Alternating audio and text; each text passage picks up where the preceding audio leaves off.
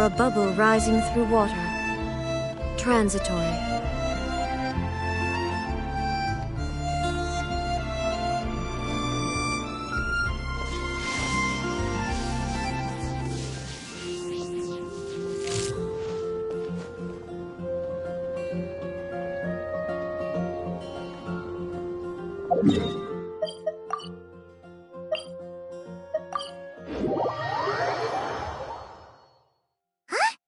Is that Navia over there? Oh, it's been a while. Let's go say hi.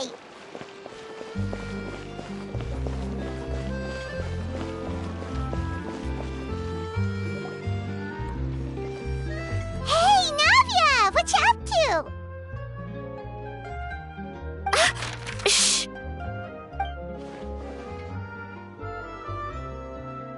Get lost, Monica! I don't want to see you back here until you're ready to wake up and start doing things properly! Right now, you're a disgrace to my kitchen and to the Hotel de Boer name!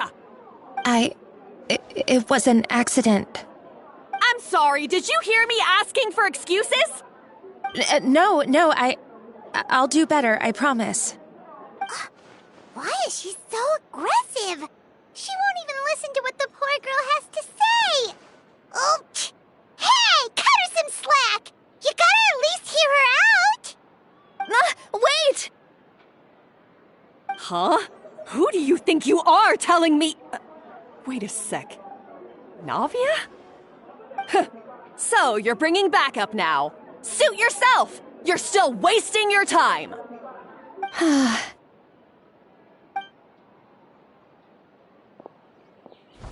Savannah, is this how you always treat your staff?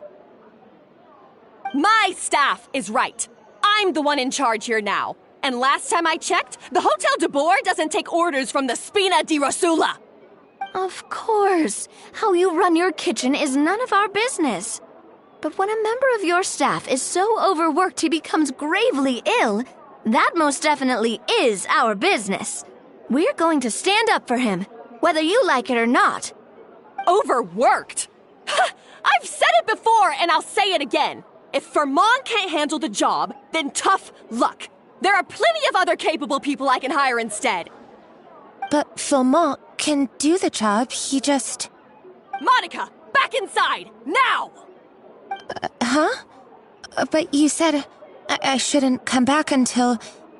Just do as you're told, and not another word out of you! Come on, we have work to do! Wow, what a horrible person. Sorry. Looks like I've dragged you into some drama again. Her name is Savannah. She's the new head chef at Hotel de Boer. Ever since she took the job, she's been enforcing a brutal work regime and putting a huge amount of pressure on her staff. One guy was so overworked, he collapsed from illness. He's been bedridden for days, and he can barely even talk properly. I'm sorry. It's all my fault. I don't deserve to be a chef. At his family's request, the Spina di Rosula is trying to mediate on his behalf. We're not exactly making a ton of progress, as you saw. Savannah is adamant that Vermont's exhaustion and illness have nothing to do with her or how she's been running her kitchen. She's refusing to have any kind of meaningful dialogue with us. Our next thought was to talk to the other chefs at the restaurant and get a better idea of their working conditions. But with Savannah watching them like a hawk, no one has been willing to open up. And that's why I'm here, doing it the old-fashioned way. Camping out, watching, and waiting for an opportunity. Oh, shoot! It all makes sense now. Sorry. Paimon should have thunk before she spoke. Did Paimon ruin everything? Oh, no, not at all, Paimon. Honestly, the way she was laying into Monica, someone had to step in. I'm sure I would have piped up if you hadn't. And besides, I don't really think I'm built for espionage.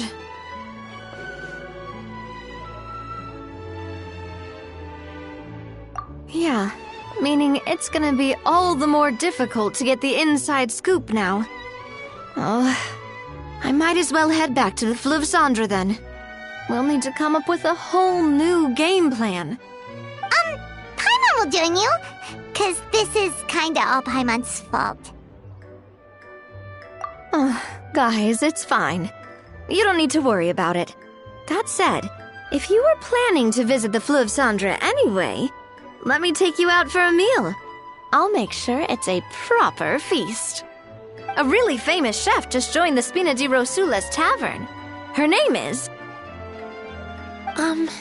Sorry to interrupt. I just wanted to apologize for the scene you witnessed just now. We shouldn't subject our customers to that. This is a small token from us. It's some candy from Monica. She asked me to make sure it was delivered into your hands. Monica's the one apologizing? Huh. Clearly Savannah is the one who owes an apology. Our head chef has been a little highly strung lately. Sorry for everything. All right. Since there's candy, Paimon will drop it. Not the candy. Thank you for understanding. We'll make sure to pass your feedback on to Miss Savannah. A little highly strung, huh? Paimon doesn't get it. How did someone like her even become head chef? Well, according to Fermat's family, she hasn't always been like this. But that's a story for another time. Let's try this candy. Paimon totally gets it. Come on, dig in! Huh? Hold on, there's something written on the wrapper. Find... Escoffier?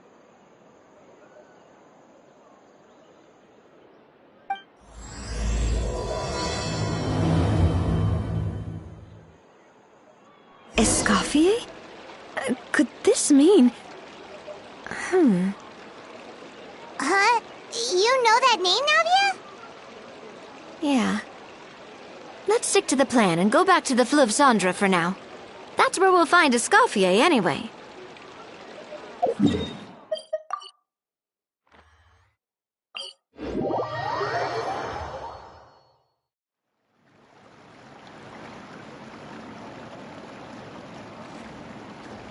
So, who is this Escoffier, anyway?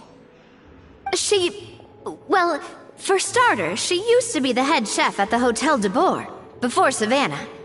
She recreated the legendary Gâteau de Bourg and restored the restaurant back to its former glory. Safe to say, she's the most renowned head chef in the Hotel de Bourg's history, after the culinary genius Modeste himself. Gâteau de Bourg? That's the super exclusive cake that they only sell a few slices a day, right? Wow. Why the heck would she let Savannah take her place? Well, apparently, the Hotel de Bourg was reported for a safety incident. Someone claims that the kitchen was adding an illegal substance to their menu. But none of the chefs had any idea how it could have gotten into the food. In the end, Escoffier decided that as head chef, she should take responsibility. And she was sent to the Fortress of Meripede. The Fortress of Meripede?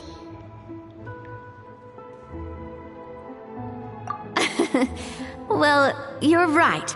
The quantity of the substance they found was fairly minimal. Even the guards believed the whole thing was probably just an accident. Escoffier didn't have to stay in the fortress for long, but still, by the time she returned, the role of head chef had already passed to Savannah. So that's what happened. Paimon still thinks it's really unfair.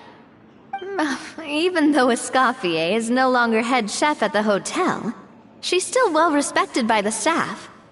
So, I'm guessing what Monica wants is for us to convince Escoffier to try and negotiate with Savannah on the staff's behalf.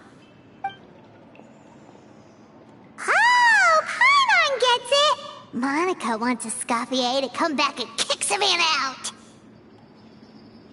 It's simple. If the new head chef is stressing everyone out, then the solution is just get the old one back. Well, about that. You thought cream of mushroom soup was ready to serve after 3.5 minutes on the stove! You'd have had more sense serving hot water with ice cubes. At least then you wouldn't have wasted all this perfectly good cream and mushroom! What do you say, Hilaire? I'm sorry, Cream. I'm sorry, Mushroom. As you can see, Escoffier is that kind of chef as well. You have to leave it on the heat for long enough to allow those flavors the chance to come out. Don't be fooled by the aroma when the water first starts to boil. Got it? Yes, Chef. Then go back and do it again. The customers are still waiting. Remember where you went wrong and don't repeat the same mistake twice. Yes, Chef.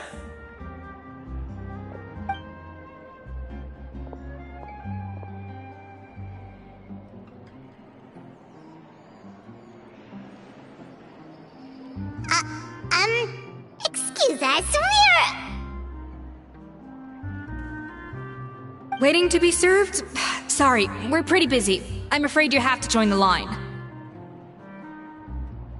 Oh, no, we're not here to eat. So you're not paying customers? Then I'm afraid the wait will be even longer. It's hard to talk to Escoffier when she's in the zone. Let's take a seat. We can catch up while we wait.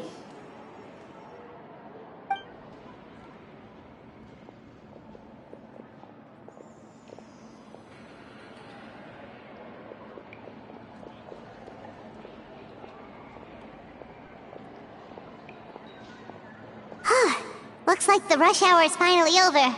Is it always this busy here? These days, yes.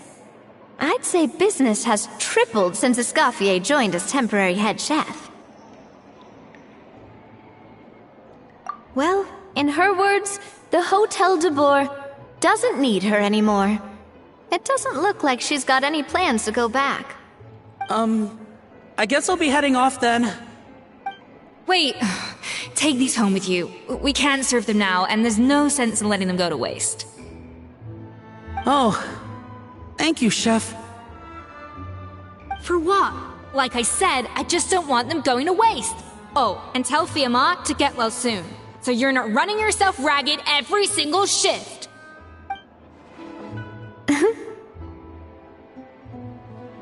Fiamma.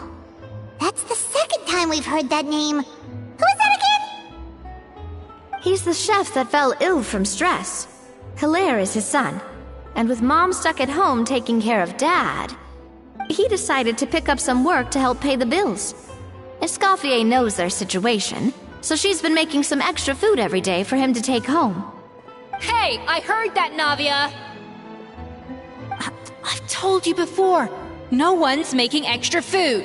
Hilaire is making blunders in the kitchen, and I can't serve his failed dishes, so he might as well take them home.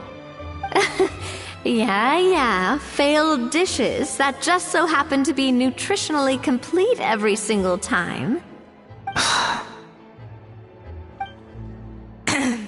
So you two must be the world-famous traveler and his companion, Paimon. Yes? Is there something I can help you with? Oh, so you know us already. We'll skip the introduction then. We're here to talk about Savannah. Oh, I certainly am. The Spinner's headquarters are right next to the tavern. And I've lost count of the number of times Navi has come to pester me about it. But I don't work for the Hotel de Boer anymore. And being ex-head chef doesn't give me the right to interfere with that business. Besides, I'm the one who persuaded Savannah to take the job in the first place. What? Well, she was a much gentler person back then. A little timid, even. She wasn't at all confident that she was the right fit for the role. That's hard to believe. Are we definitely talking about the same Savannah here? Honestly, I do wonder if she's just emulating me. I mean, I'm not the most pleasant head chef to be around either. Anyway, suffice to say that given the history between us, it'll be tricky for me to tell her she's doing her job wrong without coming across like a huge hypocrite. Fiamar and the others probably think that Savannah gets it all from me. I wouldn't be so sure about that, Escoffier. Look at this note we got from Monica. She mentioned me. Whatever shortcomings you feel you have, it looks like Monica still trusts you. As for the others, well, how can you know what they think unless you ask them? Monica. Plus, it's not like we're asking you to storm in there and raise hell. We're only in the initial phase of our investigation. All we're trying to do is get the other chefs to open up to us. Oh, Monica. Oh, Monica! Escoffier? I can't believe her! Powdered sugar is supposed to be applied sparingly. Look at all that on the wrapper. It's thicker than the sole of my shoe. Unbelievable! I won't stand for this. She has to learn. Come on, we're going. Wait, so now she's,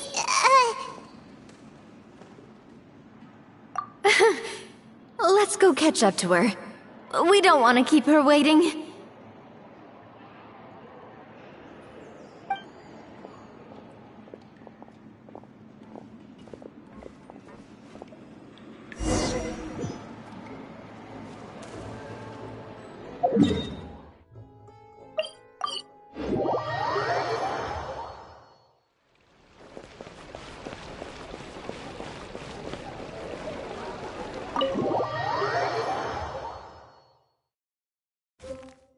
Wait, she looks like...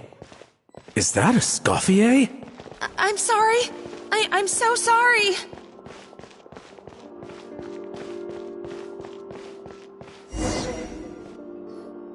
I'm sorry, I'm so sorry. I messed up your order. Oh, I wouldn't go that far. Maybe the taste is a little off, but if you hadn't brought it up, I don't think I would have noticed. But, please, you have to forgive me or Chef is gonna... Okay, I know. I'll kneel before you. What the heck? Get up, Monica! Can't you see that you're just making your customer feel more awkward? Escoffier? If you want forgiveness, then do what any self-respecting chef would do. Make the dish again. And this time, get it right. You cannot go begging your customers to feel sorry for you. Savannah said that I'm not allowed back in the kitchen until I've corrected my mistake. But if I can't go back into the kitchen, I can't do the dish over. that's some backwards logic. How can you fix your mistake without being allowed to cook? If this is what Fermat had to put up with, then no wonder he had a breakdown. We apologize for interrupting your meal, sir. It's fine. With my layman's palate, it's not like I can tell the difference anyway. I was actually quite enjoying my meal until she appeared out of nowhere and started apologizing. Gave me a bit of a fright, to be honest. Oh, well, it's because Chef Savannah tasted a bit of the leftover soup from my pot and then threw me out of the kitchen. Gosh, that's pretty strict. Has she always been that way? I don't recall things being like this when Escoffier was head chef here. I gotta say, you're all looking a little worse for wear these days. I mean, Escoffier was strict too, but I think the difference is that her criticism was more constructive, so you knew what you did wrong and how to improve, and we all knew that it came from a good place. Chef Escoffier was hard on us because she truly wanted us to reach her level. But these days, whenever we make a mistake, we just get told to wake up, get your head in the game, or just do it again. And it's only gotten worse since word got out that Chef Escoffier had started working again in the Fleuve Cendre. Monica, you don't need to call me chef. I'm not the boss here anymore. Yeah, but through no fault of your own. What happened back then? That wasn't on you, and all of us know that. That banquet was a huge event. And so many staff were involved every step of the way. With so many moving parts, there's no way of knowing how that Lumiline ended up in the food we served. Lumiline? What's that? A new drug from the Fontaine Research Institute, produced from an extract of the Lumitwal. Apparently it sharpens the senses, so they used it to treat people with impaired responses to stimuli. Oh, yeah, I've heard about that. They found out you can use it as a flavor enhancer since it stimulates the taste buds. Makes things pretty addictive. They also found that overuse can have mood-altering effects, and even lead to nerve damage. So it quickly ended up on the guard's list of controlled substances. Unfortunately, however, some food products containing the additive had already made it to the market by the time the guards banned it from the restaurant industry. Everyone knows that in all likelihood, someone probably just purchased a batch of contaminated ingredients by mistake. But you took all the blame. We all know why. You just didn't want to see this turn into a place where tensions are constantly running high, because everyone's suspicious of each other all the time. And now look at you, a fry chef in the Fleuve Cendre. What are you trying to say? Sure, the Spina's Tavern is no Hotel de Boer, but come on, it's not that bad, is it? Oh, the Fleuve Cendre, you say? Great. That's where I'm dining from now on. Monica, I'm very happy with my current job. And there's no changing the past. We just have to let bygones be bygones. Besides, at the end of the day, I was the head chef, regardless of whose mistake it was. Ultimately, the responsibility lay with me. If only Savannah was half the boss you were. I'm sorry? Do you have a problem with my conduct as head chef? No, chef. So, you do remember who's boss? Escoffier? I thought you'd left this place for good. What are you doing back here? What happened to you, Savannah? Why are you acting like this? When I turned this place over to you, You made me the head chef and gave up your right to tell me how to do my job.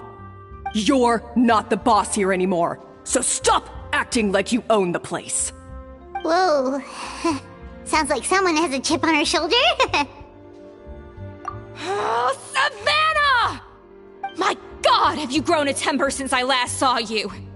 Have you put even half the amount of energy into improving your cooking skills, or are you still using the Pluie Lotus as an off-brand marcotte, thinking no one can tell the difference? That's none of your business! What happened to not storming in and raising hell? Ho ho! I was not expecting to see something this spicy as soon as Escoffier returned. Huh? Fan-Asian? Aye, miladies.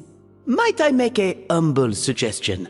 Given that we have ourselves a tête-à-tête between chefs at the Hôtel de Bord, I dare say it would be de rigueur to settle this the traditional way. The traditional way? That can only mean one thing. That's right. I'm talking, of course, about the tradition established by Modeste himself. The cooking contest! According to legend, the founders of Hotel de Boer, Modeste and Savelli, used this method to resolve all of their disputes. Everything from petty arguments over next week's menu to disagreements over the strategic direction of the restaurant. The cooking contest would decide who had the final say. It sounds like they had a lot of free time on their hands. Well, it might sound that way to us. But in fact, the cooking contest played an enormous role in motivating chefs to hone their skills, reaching new heights of excellence in the culinary arts. And indeed, the reintroduction of this institution in recent years has surely been instrumental in transforming the Hôtel de Bord into the top-ranking restaurant in Fontaine. Reintroduction? Someone brought it back? Who? What say you, Escoffier? Surely you of all people won't back down from this challenge. It was you who put the rule in place, after all. Sure, I reinstated it, but I'm not a chef at Hotel de Boer anymore. Isn't this bending the rules a little? I see no issue as long as both sides agree to the terms. We could simply treat it as an exhibition of sorts. Savannah, any objections? Exhibition. Huh. No. If we're going to battle it out, let's put it all on the line. If I lose, it's up to you what happens to me. I don't want anything to happen to you. But if you lose, you hand over the Codex de Boer to me. What? The Codex de Boer? Only the legendary handbook written by the original head chef Modeste. It contains all his secret recipes, including Gâteau de Boer. It's the greatest treasure in Fontaine's culinary world, and only the present and former head chefs of the Hotel de Boer have the right to read it. Present and former? Wait, but that already includes Savannah, though. What do you want that old thing for? You have your own copy, don't you? Don't take me for a fool. You know perfectly well what I mean. I want your copy, the original version, the one you took with you when you left us. I'm sorry, I must be missing something. You know, there's no difference between the original and the copy, right? They contain the exact same recipes. Stop trying to change the topic. What's wrong, Escoffier? Scared you're gonna lose to me? Or are you scared of me getting my hands on the original codex? Savannah, you may remember that we gave her the original as a parting gift, to thank Escoffier for her years of service. Asking for it back feels a little, Oh, I'm sure it won't be an issue, as long as both sides agree to the terms. Those were your words, weren't they? And as for the contest itself, let's make it a bake-off. Gâteau de Boer, per the recipe in the codex. Well, Escoffier, you against me. Are you in or out? You sound surprisingly confident. Alright then, let's see how much you've actually grown. I hope you surprise me, Savannah. I'd hate to find out that all you've learned after this long is how to chew people's heads off. Believe me, I'll show you. Escoffier, are you sure this is a good idea? You accepted her terms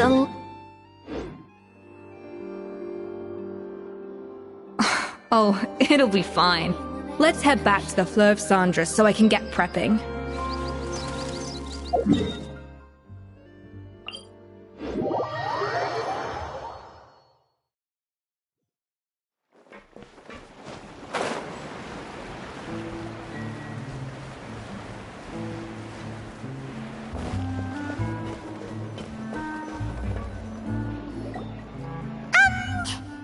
So, this whole bake-off thing kind of came out of nowhere.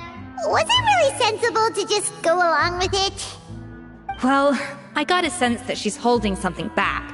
But we chefs always express ourselves in our cooking. So if she won't talk, this might be the best way to find out what's really going on with her. Huh? Holding back? Sure didn't sound that way to Paimon. Escoffier only picked up on it because she's the same way. Always closed off, never letting you know what she really thinks. That's patently false, at least where your macarons are concerned. I've been nothing but truthful with you about the disgraceful amount of sugar you use. Okay, that's one case where you can keep your thoughts to yourself. Oh, that? Well, it's not so much a recipe book as a diary of Modeste's adventures. Back in the day, he and his good friend Savelli explored far and wide, partly adventuring, partly looking for new ingredients and developing new recipes.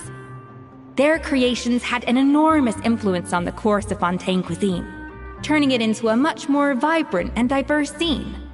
For instance, legend has it that the original Gâteau de Boer was made using a special secret ingredient that Modeste discovered on one of his adventures. So rare was the ingredient that they could never make more than 16 slices of the cake per day. but everyone who tried it claimed that it was one of the most blissful and invigorating things they had ever tasted. Modeste and Savelli went on to found the original Hotel de Boer, which catapulted them to stardom in Fontaine's culinary world. Especially Modeste.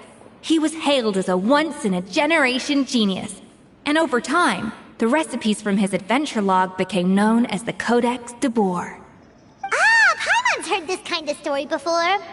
Armed with the Codex, the Hotel de Boer took its rightful place as the finest restaurant in the land, serving those recipes for centuries to come.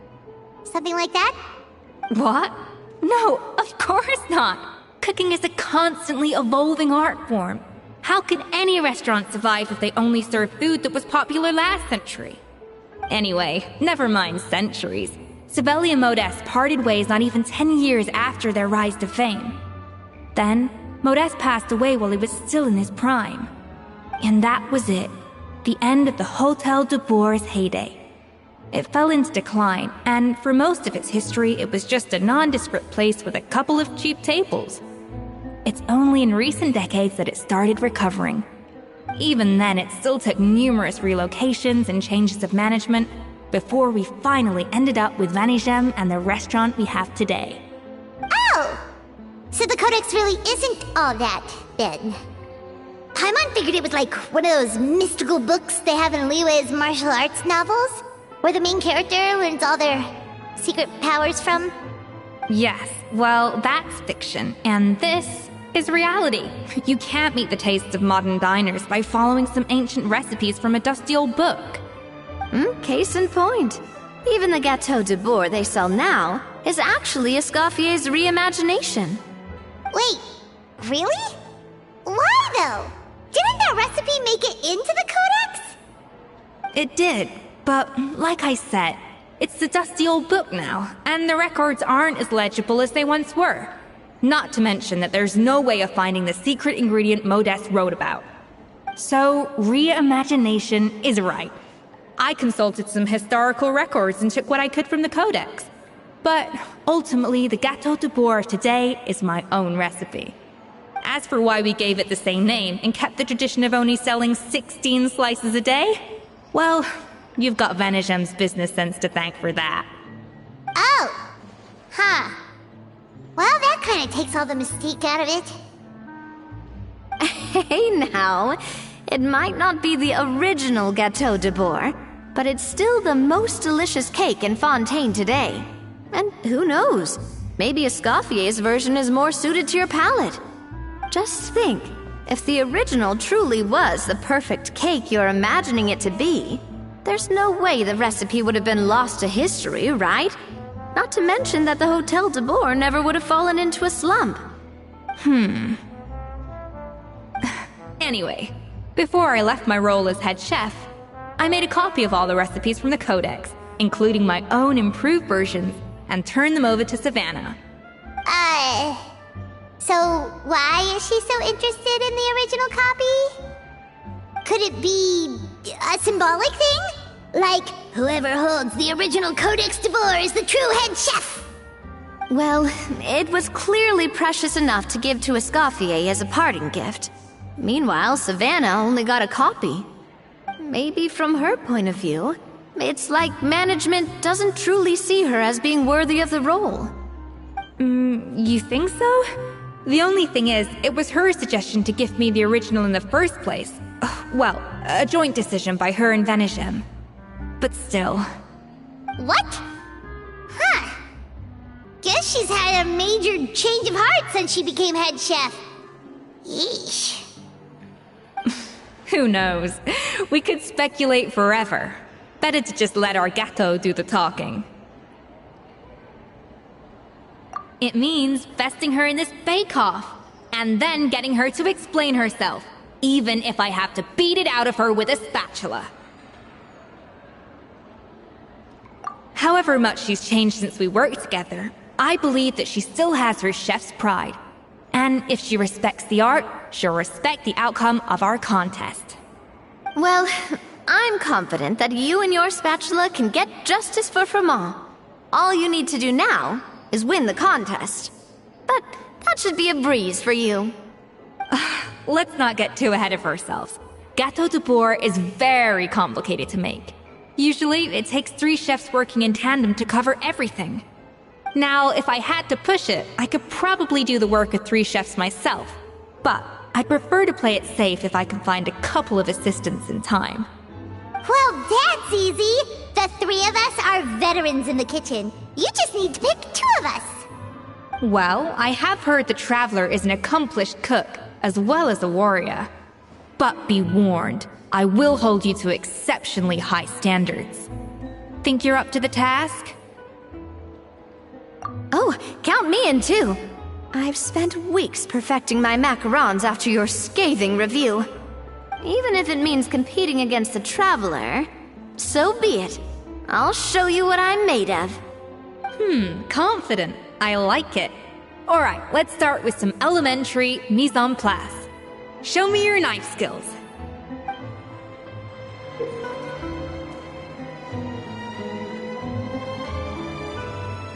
I've always called it chopping stuff up, not mise en place. But it's basically the same thing, right? Looks like you found that easier than I expected. Yeah, thankfully it was pretty straightforward in the end. You made it sound like we'd be carving statues out of fruits or something. Well, brace yourself, because the next step is anything but straightforward. I'll be using this cold press to extract flavor compounds from the ingredients. A kind of special food processor I got the Fontaine Research Institute to make for me. It uses cold temperature extraction to isolate the essence of cooking ingredients, which can then be used to flavor dishes more precisely. But this isn't exactly standard kitchen equipment, so that probably didn't make a whole lot of sense. Let me give you a demonstration instead.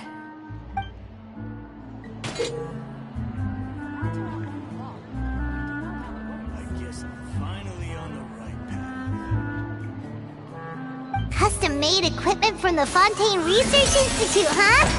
That's some pretty high-tech food prep. Paimon's never used... The device is cold enough yet. I need to reduce the temperature.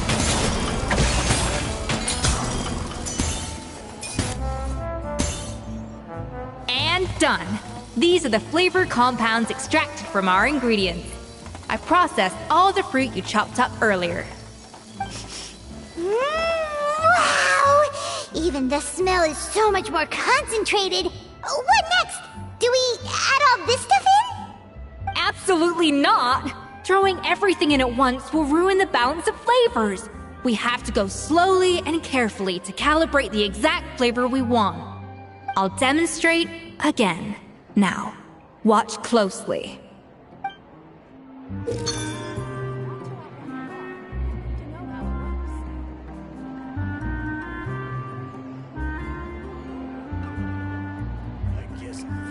Slowly.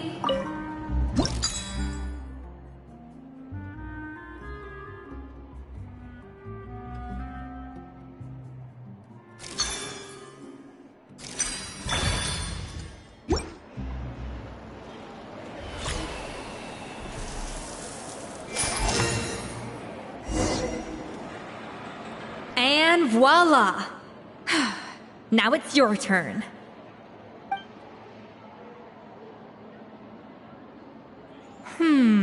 Not terrible. Considering this was everyone's first time blending flavor extracts, it could have been worse. But the Traveler's work was surprisingly good. Are you sure you've never done this before? You got almost perfect results on your first try. That goes without saying. Still, credit where credit's due. You did well. Alright, now for the part I've been looking forward to. I want each of you to cook something from the Hotel du Bour's current menu. I'll judge your submissions and give you a final score. That's right. The true test of your cooking skills is the finished product. It'll be good practice for the contest itself. Now get to it. Chop chop!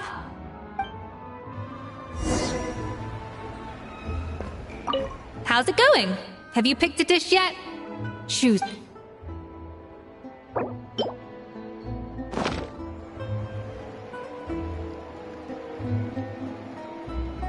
Huh. I know this doesn't represent what you're capable of. Try again, and this time, I want to see you make a proper attempt.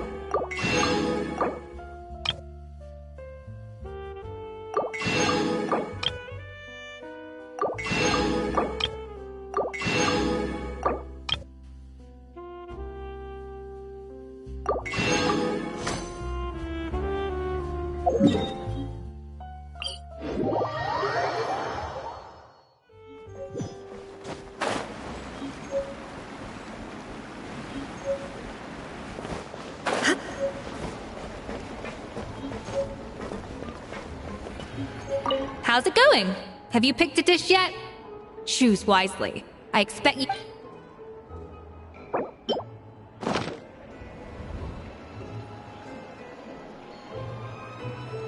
Huh.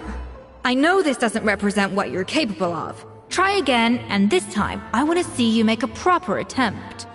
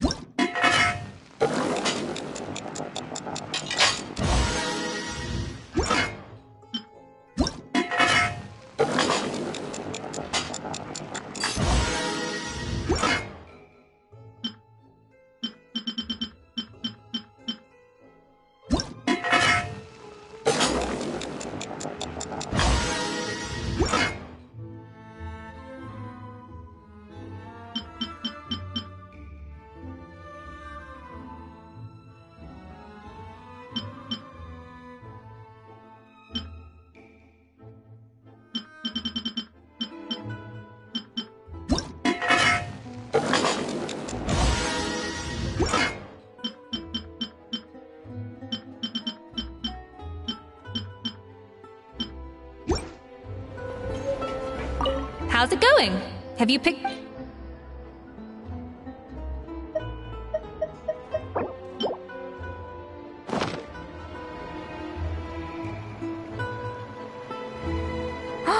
Look at that! With the grace of a snow-winged goose, as I like to say. Now, let the grading commence.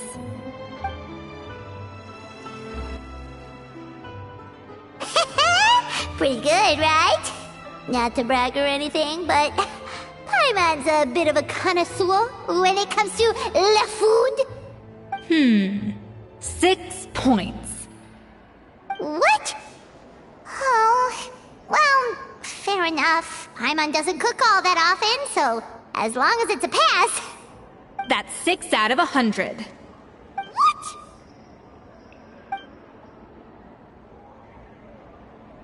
You say you're a connoisseur, but it's quite clear from this dish that you have far more experience consuming food than creating it. By that logic, I suppose you think listening to Lady Farina on repeat every day would make you an opera singer. Aww. Me next! I'll have you know that this batch of macarons has 2 whole tablespoons less sugar than my previous ones. So you went from 12 tablespoons to 10? Well, it's nice to know you actually measured it out. Because it tastes like you just threw in whatever was left in the jar. 6 points. Aww. Now to the final dish. So, what do you think? This is our last hope. 8 points. Darn! That's barely higher than what we got. Not exactly. The color is spot on. Beautiful aroma. Excellent presentation. I have to give this one 8 points out of 10. Maybe even 9 points. Huh? How did you pull that off? Don't get me wrong. There's room for improvement. But still, this is clearly the work of an accomplished chef. I can tell that you've put many hours of work into honing your skills in the kitchen. I can really taste the grace of the snow-winged goose in this dish. The traveler's journey, with all its trials, tribulations, and setbacks. Not to mention the frustrations of having a picky eater for a partner. Hey, you made that last part up! No way did you taste that! Well, it looks like I lost fair and square. I guess you'll be taking the Traveler as one of your assistants then? But if it takes 3 chefs, that still leaves 1 slot remaining. Maybe Paimon and Navia should keep practicing and see how it goes? Chef Escoffier! Oh, it's Hilaire! What brings you here? I heard the news about the cooking contest. You're doing Gâteau de Bourg, right? I was just wondering if you needed any help? And you think you're up to the task, do you? Oh, no, I know I'm not there yet. It's actually my dad who wanted to help. Firma, last I heard, you could barely get out of bed.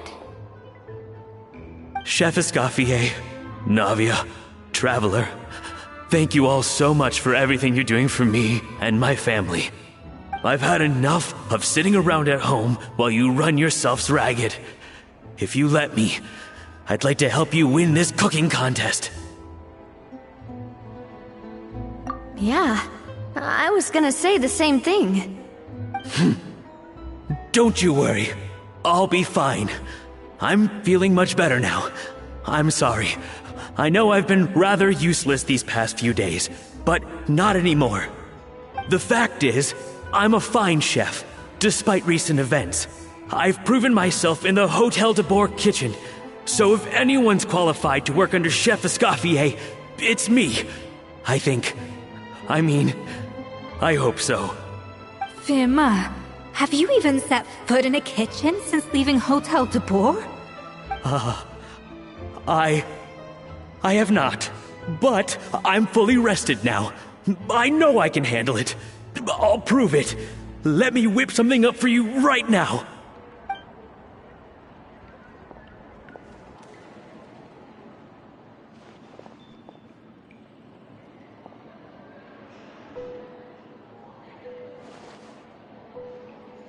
Huh? That's strange.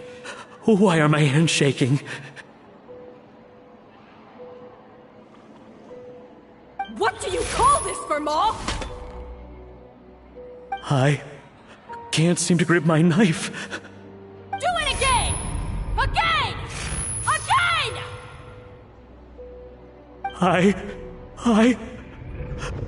Hopeless. Get out of my kitchen yesterday.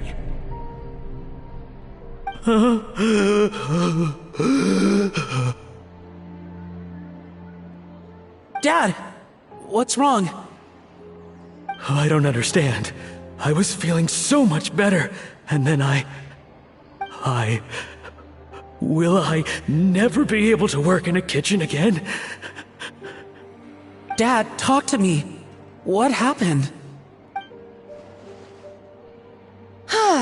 I think the real issue here is not physical exhaustion, but psychological trauma.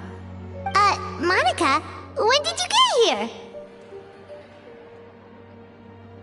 here? Probably because you were all concentrating so hard on your cooking. I didn't want to interrupt your flow. But anyway, Firma, I'm so sorry. If only I'd known how serious your situation was, I would have stood up for you sooner. You have nothing to apologize for, Monica.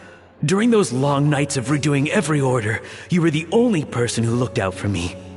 Oh, come on. All I did was make you some tea. I doubt it was much help. Savannah was so ruthless toward you.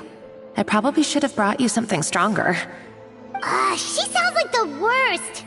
All right, another Savannah horror story. Let's hear it. She's been getting harsher and harsher on us ever since she heard about Escoffier's new role in the Fleuve Cendre. Seems like no matter what we make, she'll find something wrong with it. What is this? It looks like a dog's been at it! In the trash now! Then she orders us to redo the dish again and again, but we never know what's going to make her happy. Do it again, do it again, do it again! Every time you remake it, you just get another earful from her. Either straighten yourself out, or get out of my kitchen! So now, it seems like just picking up a kitchen utensil gives me flashbacks of her yelling at me. Oh man, that must be awful. The more I want to get it perfect, the more my hands shake, and the more scared I am of making another mistake. How can you give up so easily, Firma? You weren't a quitter when you were working for me. And even under Savannah, you talk about working late into the night trying to perfect your dishes. That says to me that you still hadn't lost that determination to prove yourself. What changed? I don't know what's come over me. When I think back, I just remember feeling like my heart and my hands were growing heavier and heavier as the shift went on. Each time I had to redo a dish, my heart sank a little further. Maybe Savannah was right. Maybe I am just hopeless at this. Dad. I see. Well, it sounds like there are some deep issues at work here. Ones that won't be resolved by merely seeking compensation. I will win this contest, and after that, I encourage you to approach Savannah and talk this out. But what if you can't find another assistant in time? Clearly, I'm in no state to help out. You think being one person short will ruin my chances? Let's not forget, I taught you and her everything you know.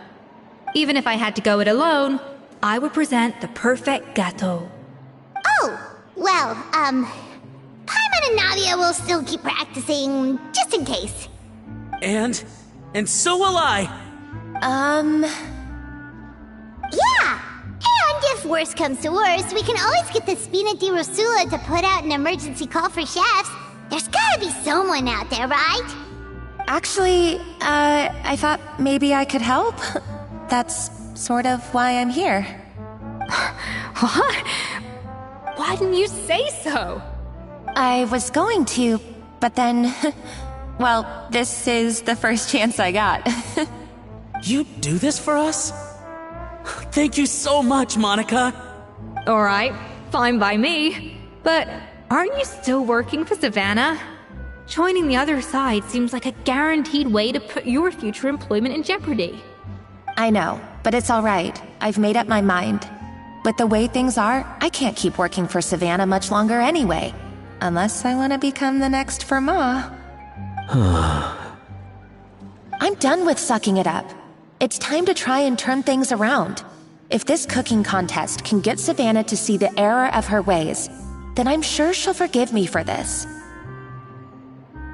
Well, Hyman didn't think we'd be poaching from Savannah's staff to get our third person, but there you go. Anyway, Monica's a professional chef, so nothing could possibly go wrong now. Great! Then it's settled. And to congratulate you all on making the team, I propose a Spina-sponsored meal to celebrate. Spina-sponsored? Wait, you mean I'm cooking? Well, I promised the traveler a feast in the Fleuve Cendre. And I know how much you've been looking forward to it. Yeah! Feast, feast, feast! Alright, if you insist, then prepare for some of the finest food of your lives.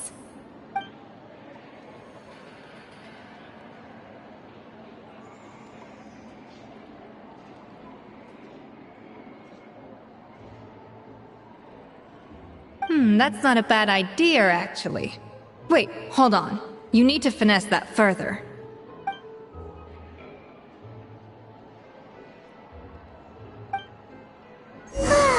That was a dream come true. Hyman never knew Fontanian cuisine could be this good. I guess I'm finally on the right path.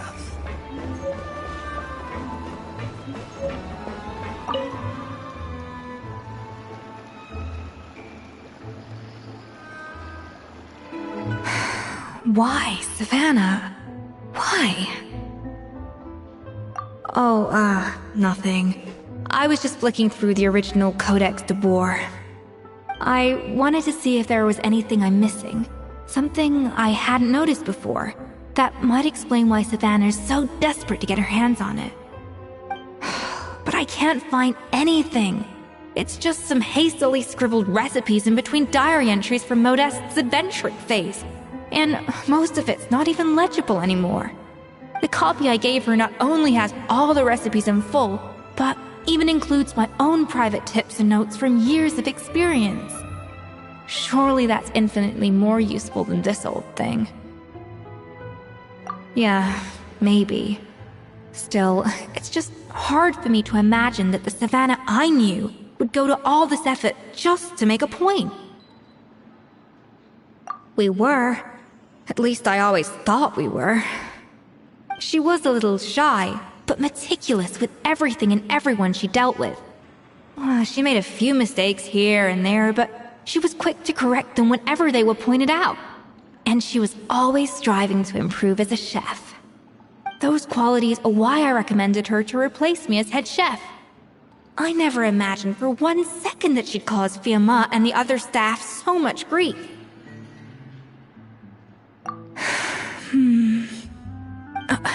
Well, I mean to an extent, of course. I pushed hard for her to get the role. And the idea that she turned out like this because of me is difficult to come to terms with.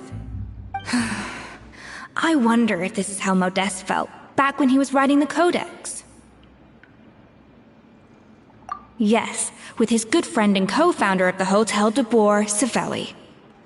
The story goes that after Modeste unveiled his Gâteau de Boer and was hailed as a culinary genius, he was admired and adored by all. But His newfound fame slowly drove him and Savelli apart. Unlike Modeste, whose every new creation was an instant hit, Savelli seemed to face setbacks at every turn. Doors that would swing wide open for Modeste would shut in Savelli's face. And with Modeste being whisked off to all manner of functions by his celebrity friends, he had less and less time to discuss the culinary arts with Savelli. People started gossiping about Savelli, and their relationship between the two gradually soured. Everything came to an abrupt end when Modeste, still in the prime of his life and still hailed as a genius, suddenly died from an acute illness. And that was it. They neither had a decisive split, nor got the chance to properly reconcile. Their story just came to an end. One rumor had it that Savelli actually killed Modeste out of jealousy, even as the latter was hoping to make amends. Unlikely. It's a popular theory, but there's no real basis for it. At least there are no records of Savelli ever being convicted of a crime. Still, beyond a point, there's no way of knowing what truly happened in the past. All we can do is try to make sure the present doesn't quite go as badly. And that's why I have to win this contest tomorrow. Then get the truth about everything that's been going on, even if it means cracking her open like a nut. Really? Well, I like the confidence.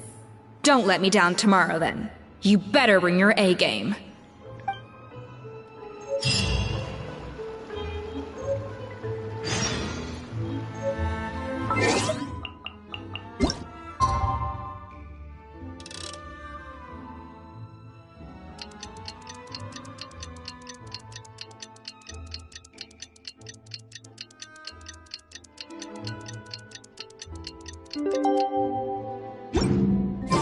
It's cooking contest day!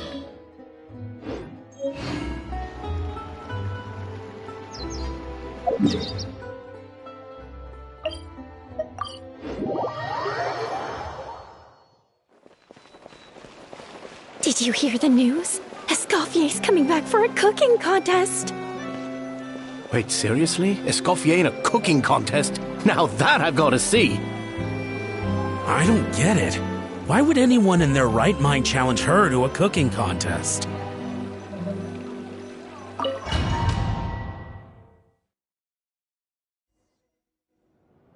Mesdames et messieurs, welcome one and all to the Hôtel de Bord and to this most exciting of cooking contests. Savannah, I've brought the original copy of the codex you asked for. Monica? Huh.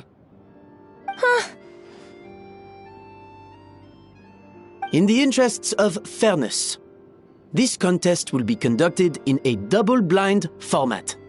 Once the dishes are complete, they will be sent to the back of the kitchen where they'll each receive a label. The labels will be placed out of sight underneath the plates, only to be revealed after the judges have sampled them and reached a final verdict. This is to ensure that no one will know which dish is made by which contestant. As one of the judges, I promise to be fair and impartial. When my meal got interrupted yesterday, I never thought this is how they'd make it up to me. Getting a seat on the judging panel is a pretty sweet deal. Both contestants have taken their positions. Then, without further ado, let the Hôtel de Bord cooking contest commence!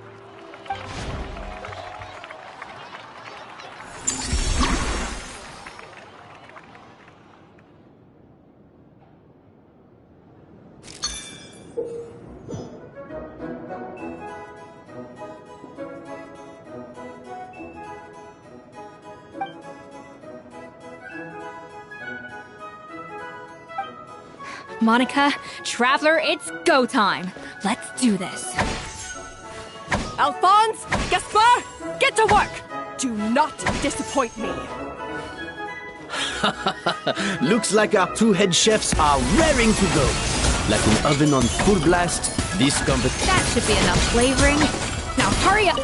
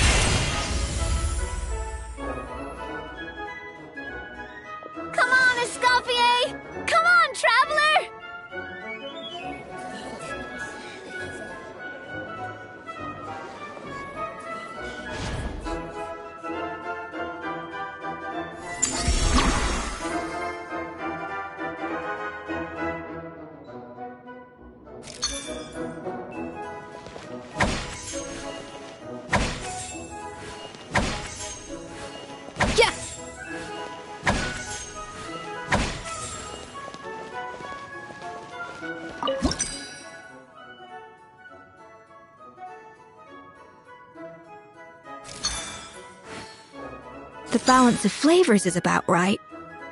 But the quantity is too low. Alphonse! What are you playing at? Not how I taught you to do it! Stop working around and do it again! Yes, sir! Oh.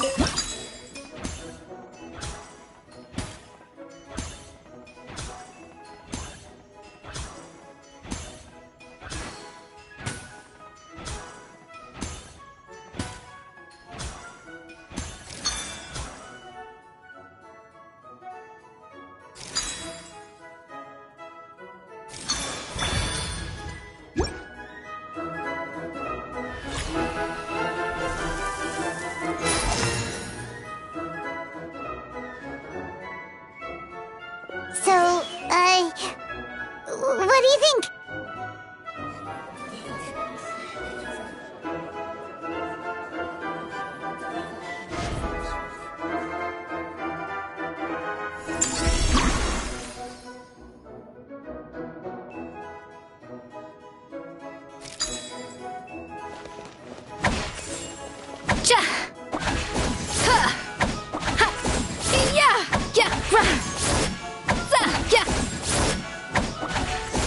Escoffier is already on the final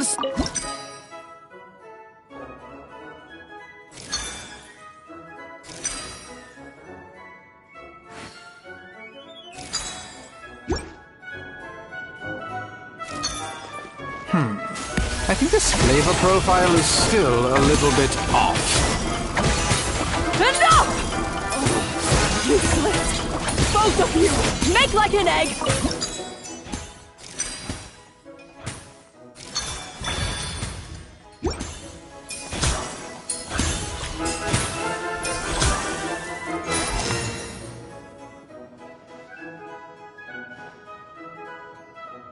You can't match Escoffier's talent.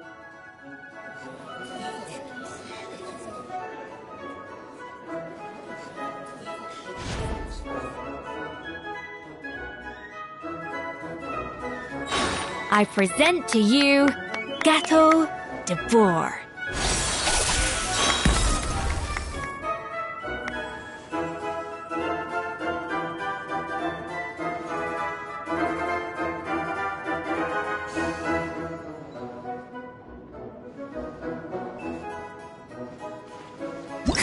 That went just as I expected.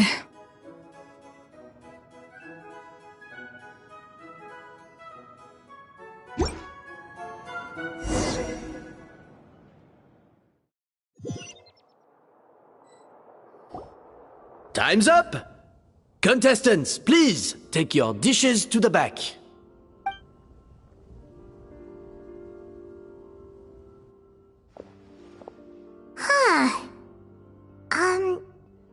That guy was right. You really can't tell whose is whose just by looking at them. We both made the same dish after all.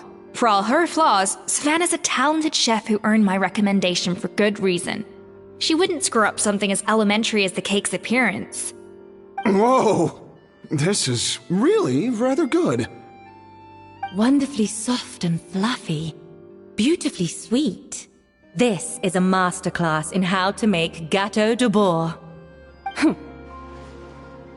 I would give this one at least 9.9 out of 10! Only because there's something about the flavor of the base. It's just a little different from the recipe I'm used to. Huh? Really? I couldn't tell.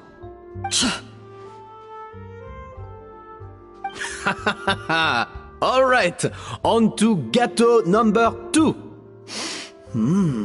I haven't had a single bite and already this aroma is a delight to the senses. I have a feeling that this gâteau will be a gâteau for the ages. How exciting! I'm gonna dig in.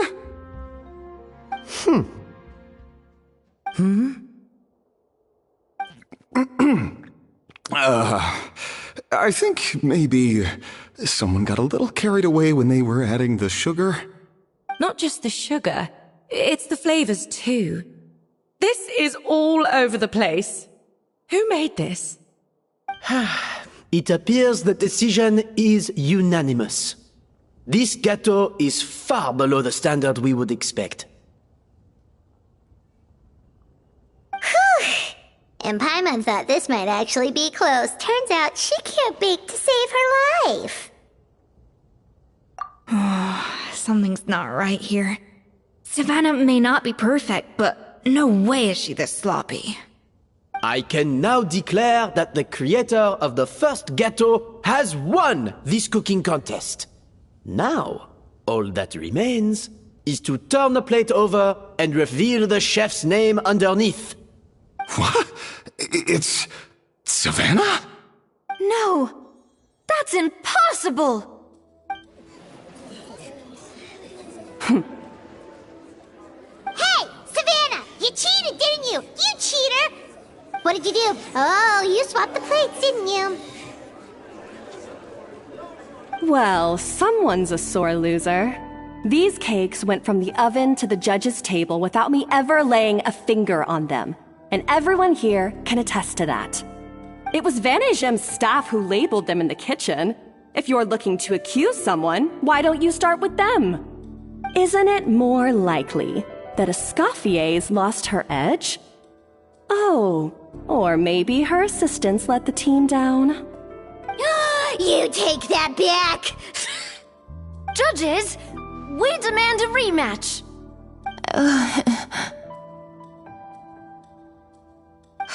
That's enough! What's done is done. As head chef, or rather as team lead, I take responsibility for the dish I served. Whatever went wrong and however it happened, I should have spotted it. Savannah, I didn't think you'd stoop this low just to beat me in a bake-off. What happened to your chef's pride? I don't know what you're talking about. If you want the Codex de Boer that much, you can have it. Escoffier, no! But you must promise me that you'll apologize to Firma and compensate him for everything you put him through. It's a little late to be negotiating terms. The contest is over and I won. That means you owe me the Codex, and I owe you nothing. Look, Savannah, you may have fooled everyone else, but can you really fool yourself? What I'm offering is to accept defeat without looking to expose what you've done. But only on the condition that you promise to stop putting so much pressure on your staff. Fine. I'll treat this as your final handover of duties from one head chef to the next. So, will that be all, ex-head chef? Or is there any other unfinished business you'd like to leave in my hands? I didn't mean that to be a scolding from your former boss, just a word of advice from a fellow chef and a friend. But I don't know if you're even open to input from other people anymore. I know what I'm doing. I don't need your advice. All right, fine. I'm glad to hear it.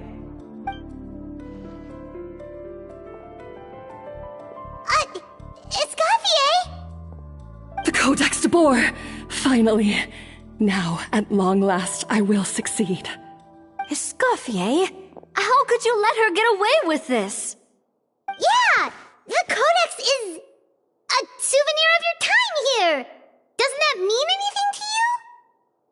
It's alright. It was just a bake-off, not the end of the world. I'm already over it. Besides, it's not all bad. She agreed to compensate Firma. That's mission accomplished for the Spina. Honestly, if I'd have known that giving her the Codex would solve everything, I'd have just done that in the first place. I mean, why bother with the whole cooking contest? It's such a waste of time and energy.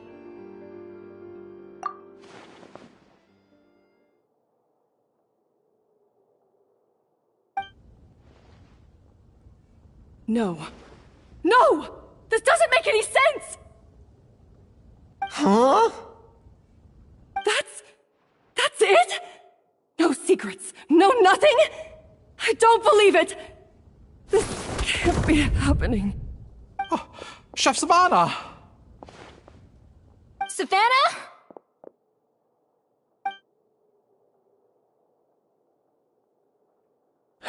It's nothing life-threatening. Just a lot of pent-up stress and exhaustion. Oh, I knew it. Pent-up stress? The truth is, however hard she might be on the rest of us, the person she puts the most pressure on is herself. Yes, there are nights when she makes us redo things over and over into the wee hours.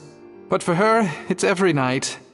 She'll hide herself away in the kitchen, working on new techniques and recipes, and only realize how long she's been at it when we come to work the following morning. But why? Why would she do that? Our best guess is, she doesn't want to be seen as less of a chef than Escoffier. And there it is. Even so, that's no excuse for taking her anger out on the rest of you. Yeah, and it's definitely no excuse for cheating in the cooking contest. About that, we honestly have no idea how she did it. We were focused on our own work the whole time, like she asked. Leone and Argalia were the ones I tasked with labeling the cakes. I've already spoken to them both. They're at a loss to explain it too. Not to worry. Come on, join me downstairs. I'll interrogate the guilty gâteau myself.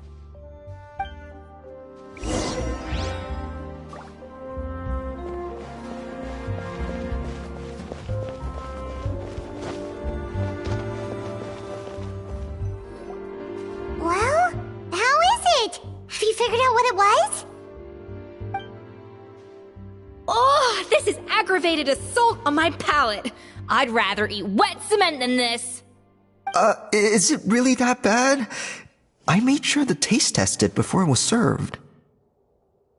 Oh, relax. This isn't your cake. Savannah never switched the plates. The offending flavors are coming from in between the icing and the cake base, which means someone tampered with it while it was being made. Or in other words, we have a traitor in our midst.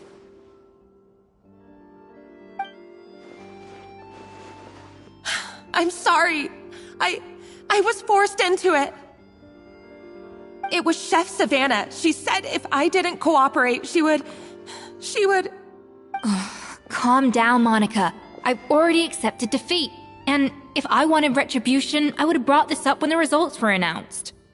Whatever's going on with you, just spill the beans. There's no need to hide it.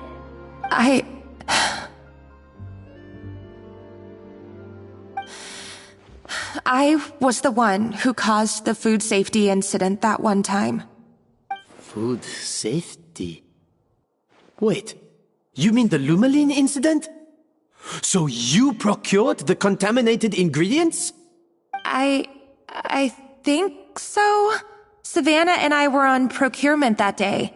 I didn't check everything as well as I should have, and so I let contaminated ingredients make it into the kitchen. But I swear I didn't do it on purpose. I had no idea there was an issue with them, and I didn't know it would end up with Escoffier going to jail. But the last thing I expected was for Savannah to use it as leverage to blackmail me with... This is crazy! So Savannah pressured you into sabotaging Escoffier's cake by threatening to expose your secret if you didn't? I know, it's terrible. I'm so sorry. I was so scared. The thought of Chef Escoffier finding out that I put her in jail, it made me freeze up with fear.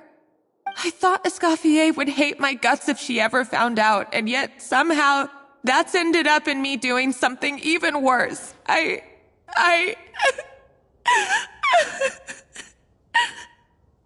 Seriously? All this fuss over a little slip-up? Huh? Firstly, it's not like I got a life sentence. I did my stint at the fortress, and now I'm out.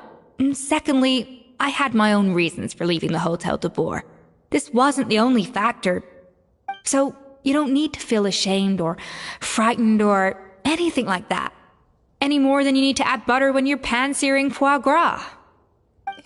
You mean... you forgive me? Oh, well, I'm not saying you don't have to take responsibility for your mistakes. You should tell Vanagem to mark down your performance for the past few months. Then do some digging and find out exactly where those contaminated ingredients came from. Sure, you've made mistakes, but now's the time to fix them. Understood? Understood. Good. Now, back to Savannah. What about the original codex would compel her to resort to blackmail? I have my suspicions. Not that I've got any proof to back them up, though. Ugh. What happened to me? I've overheard some customers murmuring about how the Hotel de Boer hasn't been the same since Escoffier left. They think our menu doesn't taste like it used to, especially our signature items. Now that you mention it, I noticed it during the contest too. I couldn't put my finger on it, but the flavor seems subtly different from how it used to be. But the difference was so small, I'm sure no one would notice it besides our most loyal customers and true dessert connoisseurs. Still, as head chef, it's easy to see why Savannah would get so hung up on it. So many times I've seen her make the cake base over and over again, late into the night, determined to match Escoffier's version. But something's always slightly off every time. Yeah, I've noticed that too. Never really gave it much thought, though. Thinking back on it now, it's clear that Savannah's been in a downward spiral ever since Escoffier left. She wants to prove that she can fill Escoffier's shoes. That's gotta be the reason. But after countless setbacks, she's getting more and more unhinged. And at some point along the way, she switched from doubting herself to doubting Escoffier. Doubting Escoffier? For what?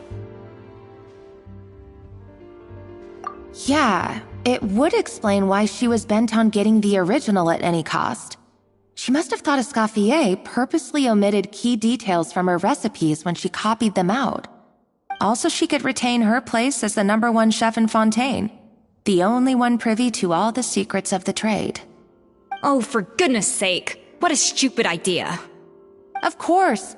Then she finally got the codex only to discover that the secret recipes she's been pining for don't exist at all. Seeing how utterly wrong she was must have been a real shock to the system. It probably brought up everything at once. It overwhelmed her, and she passed out. There's still one thing that doesn't make sense, though. If Savannah had the real recipe all along, how come it tasted different? She might not be on the same level as Escoffier, but surely after like 50 attempts, she'd get it right one of those times. You'd think so, but geniuses like Escoffier are in a league of their own.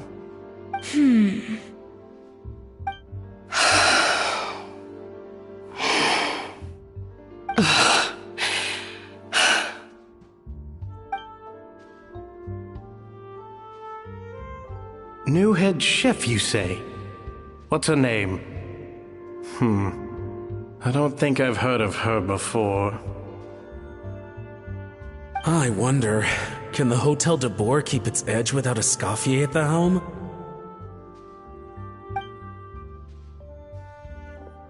This tastes different from last time. Is it undercooked or something? Ugh!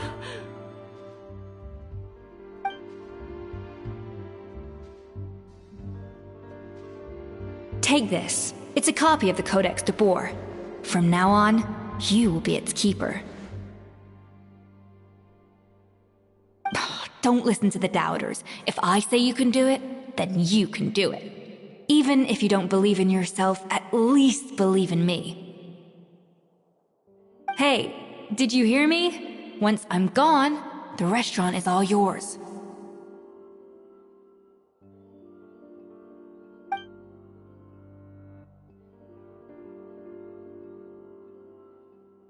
All this time, I've been blaming other people, but maybe I'm the problem.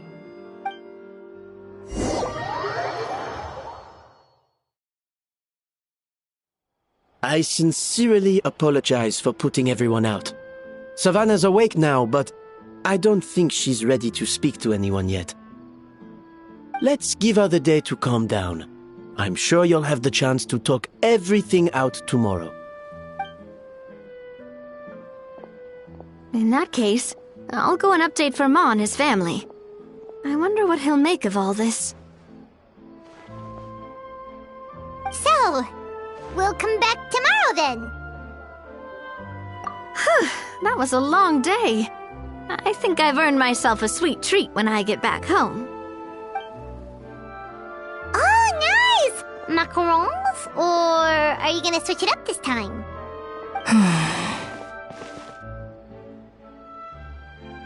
Traveler, how much do you know about the snow-winged goose? Every year they migrate long distances in search of a suitable home. There's always one goose at the front whose job is to lead the flock. Fontaine poets often use the image of that goose to explore the ideas about leadership and genius. They usually imagine someone who's a cut above the rest, a model of perfection. But what those poets don't know is that during a migration, the lead goose is always changing. Once the lead goose shows signs of fatigue, it retreats to the back of the flock and allows another goose to take its place. So the truth is that leadership, with all the responsibilities and pressures that come with it, it's something that everyone takes turns at. But we humans completely miss that fact when we project our own ideas about social hierarchies onto them. I guess what I'm saying is, I don't buy into this notion that there's some sort of gulf between normal and genius. Cooking is a science, not magic. Given the same ingredients, same recipe, and same environment, I see no reason why two different people shouldn't be able to create the exact same dish. Of course, some people have a more sensitive palate than others, and some people are just born bolder or more conscientious. But these are all variables that can be accounted for with time and practice. I'd have no reason to expect so much from others if I believed that perfection can only come from the hands of a genius. The only reason I hold people to high standards is because, well, I believe they're capable of greatness.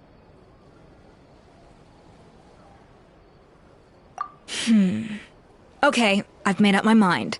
I'm gonna get to the bottom of why Savannah failed. And come tomorrow, I'll give her the scolding of her life, pointing out all the mistakes she's made along the way. Then she'll finally see the error of her ways.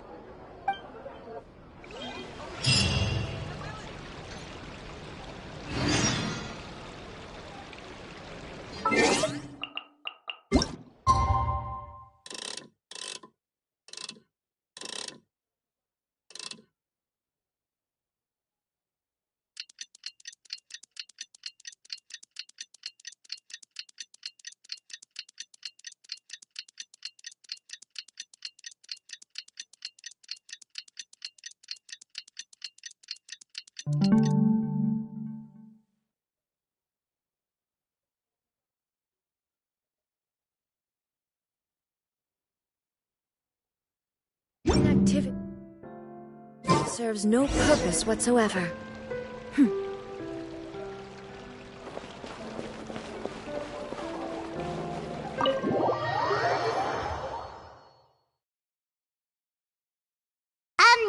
Why are we here so early? Our meeting with Vanigem isn't for a while.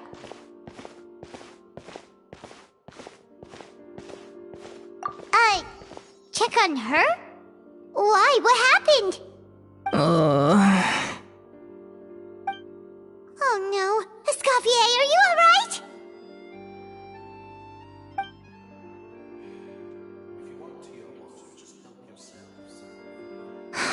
I'm fine. Just need to get some more coffee in me. Huh? What happened to my coffee? Did I really drink it all? Alright. Thanks. I appreciate it. Well, there's cooking facilities here.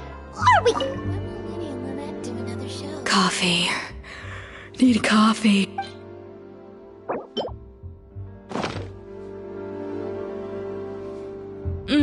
Strong, bitter coffee beans, transformed through expert brewing and balanced perfectly with rich, creamy steam milk. Wonderful. I feel much better now. Thank you so much, Traveler and Paimon. Glad to hear it, but make sure to catch up on your sleep when you get the chance. I think I figured out where the problem lies. Honestly, it's ridiculous. I don't know whether to laugh or cry. Wait, what investigation? What are you guys talking about? I'll save it for when everyone else gets here. It's so stupidly small, I can't believe it's caused so much drama. Yes, except my failures were stepping stones to success. Escoffier! Have you seen Savannah? Huh? No, not since yesterday. Why? What's wrong? After seeing her home yesterday, we were all a little concerned about how she was doing. So, I dropped by her place early this morning to check on her. Only to find an empty house with the doors wide open. I left Alphonse and the others to keep watch at her home, while I checked the Hôtel de Bord. I'm worried something bad might have happened. If she's not here, then where could she be? Boss, Escoffier, bad news. Alphonse? You're supposed to be keeping watch at Savannah's house. We were, but then, just after you left, we found this stuff in her house. Oh, looks like a map with a bunch of random places circled. What does it mean? Wait a second. This feels familiar. I'm sure these places are all connected somehow. Of course, from the Codex. They're all places that Modeste explored on his adventures. Yeah, but I don't understand. The adventure logs in the Codex are too fragmented to be of any use. How come this map shows all the missing details? The Codex de Bord? Then, this place marked in red out at sea. Could that be the fabled birthplace of Gâteau de Bord? Seriously? So now she set her sights on finding the original recipe and beating Escoffier that way? Geez, Savannah. Anything to overcome a Gâteau plateau, huh? Ugh, idiot! Does she have a death wish? Those ruins are thousands of years old. Hold on, there's more. Besides the map, we also found these letters.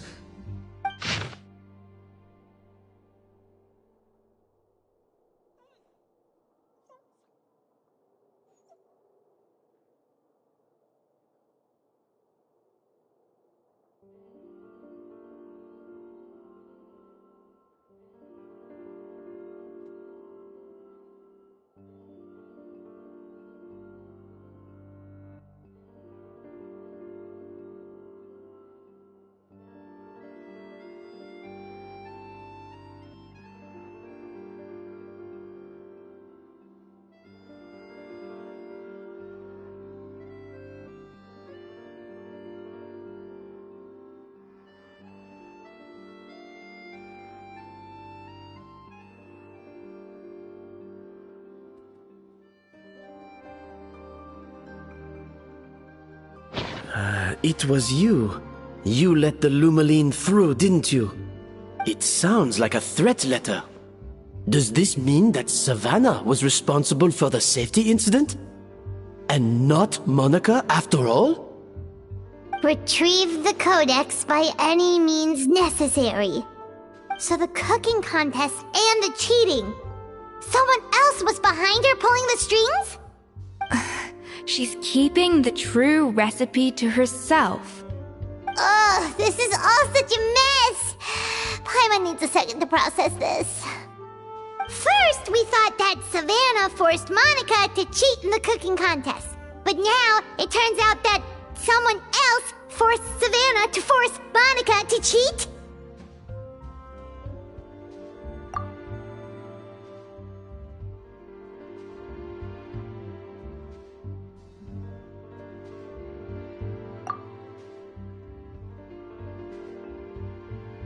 You're finally here. Of course. I should have put two and two together as soon as I read your threat letter.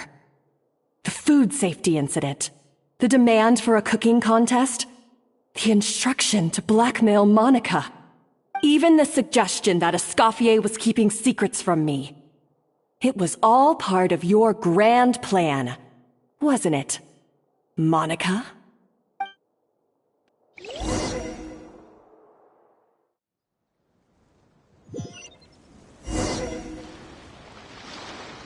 We should be getting close to the spot marked on the map. Of all the stupid things she's done, this really takes the cake. The moment we find her, I'm gonna curse the living daylights out of her.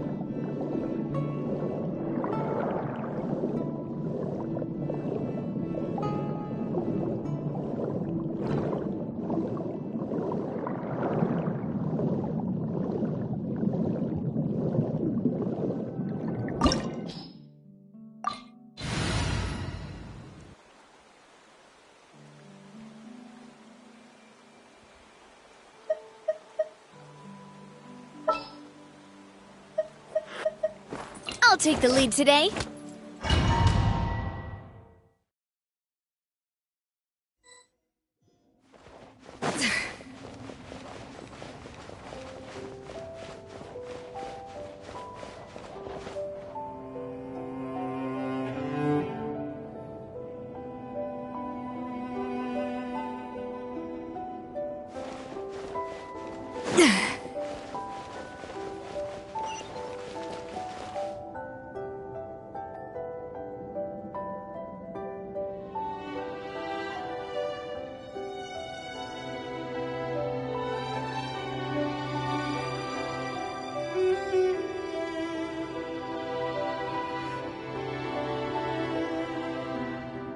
Whoa, this place looks like an underwater restaurant, doesn't it? Suddenly, the idea of an adventure chef finding secret ingredients makes a whole lot more sense. I think Modest's codex mentioned this place. A public bath from the time of Remoria.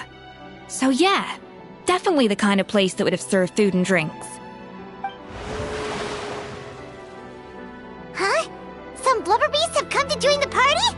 How did they get here?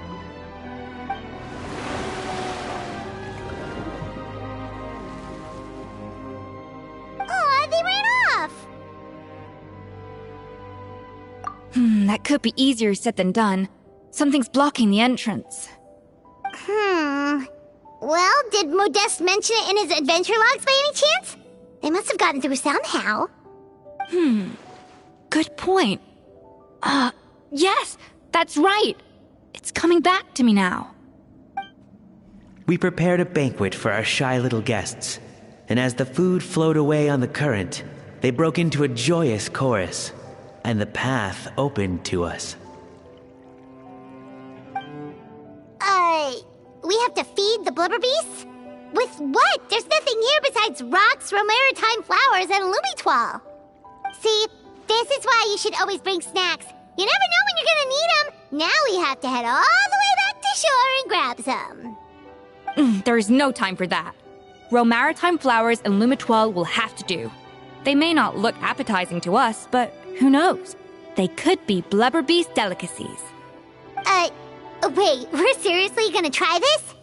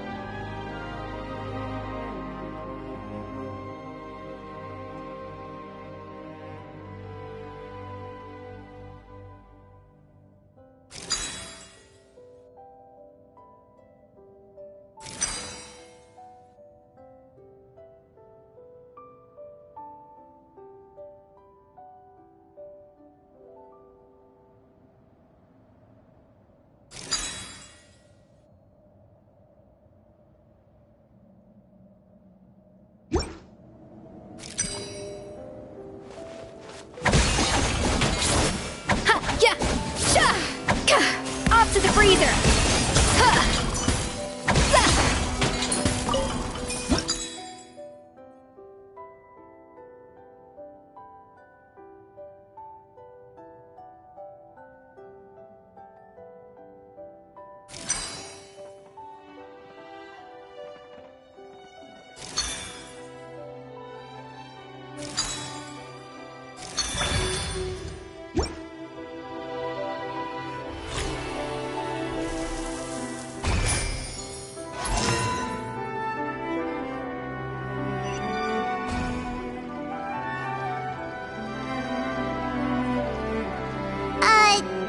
Beasts or not, are we sure this stuff is edible?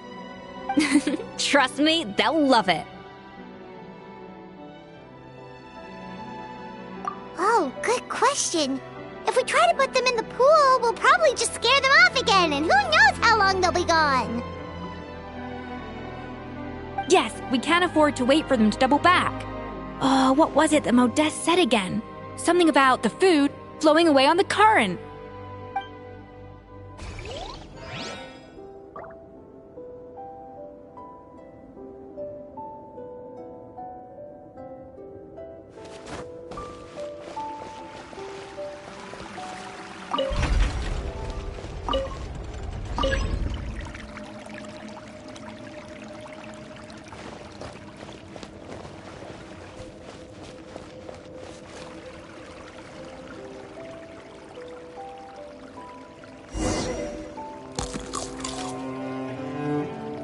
Wow, it's really singing!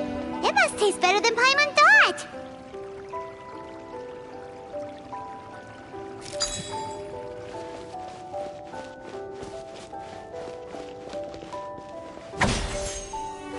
Yeah!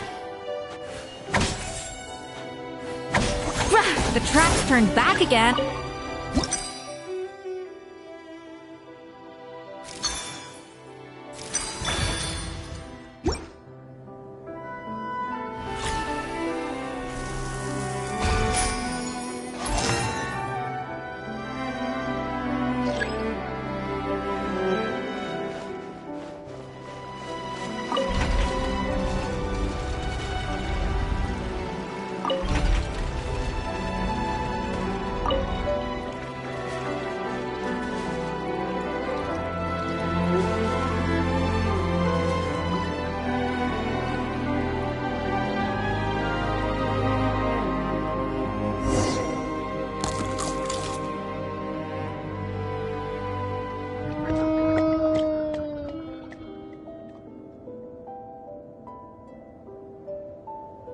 Hey, it's open!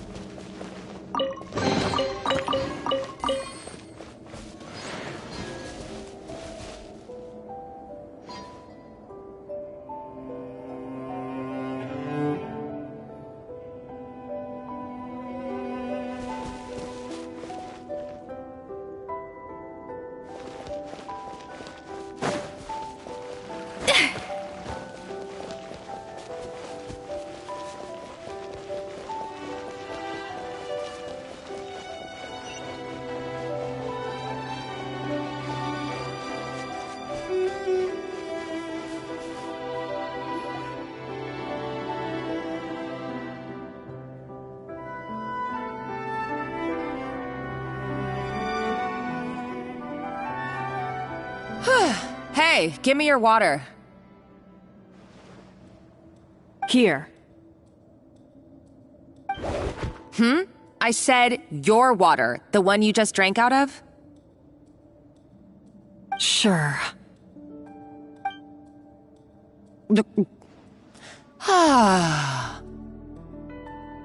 All those years slaving away under Escoffier, and then you. Today, it's finally paying off. Not only have I found the ruin that Savelli kept hidden, but I also get to boss you around like my little lapdog. Hey, go scout ahead for me. If we need to do any more blast tunneling, I want to know where to lay the explosives. Did you not hear me? Get going. Why don't you do it yourself? Oh, when did you learn to fight back? You're always so compliant when I give you instructions by letter. That's because you threatened to expose me for the Lumiline incident. I swear, if I'd known what you were planning, I'd never have... Ha! Don't be so self-righteous. Admit it, you've always been jealous of Escoffier. That's why you lapped up everything I told you. You were terrified of her finding out about your part in the Lumiline incident, and you resented the way her reputation hung over you. So you jumped at the chance to convince yourself that she was the villain, that she deliberately hid her secret recipes from you just to hold you back. It was the only excuse you needed to justify getting back at her. First, idolization, then jealousy, suspicion, and self-deception. That's what this comes down to. It was the same story with Savelli and my ancestor. He offered Modestus friendship only to murder him out of vanity. He promised to explore the world with him, only to later destroy all records of their adventures. It's a miracle I even found this place. You have no idea the countless hours I spent piecing it all together. So you see, you're no better than Savelli. If you can't beat him, betray him, right? I am no Savelli, nor will I ever be. Oh, put a lid on it. You really think you can absolve yourself of your vindictive and jealous behavior now? Just because you finally realize that Escoffier never kept any secrets from you? You didn't show any remorse when she left, or in the cooking contest. Why start now? You have no right to redemption. You're right. I don't deserve her forgiveness. But I am done being bullied into submission by you! Ooh, feisty. But you should watch your tone. Talking to me like that could get you in big trouble. I somehow doubt that. Since I poisoned both our water bottles. What? Ever since I learned the truth, I've been biding my time, waiting for this moment. You've played me like a fiddle for so long, and now this is payback! But you drank it too! It's what we both deserve. This is the price we must pay for betraying Escoffier. You'll die here with me, Monica! You.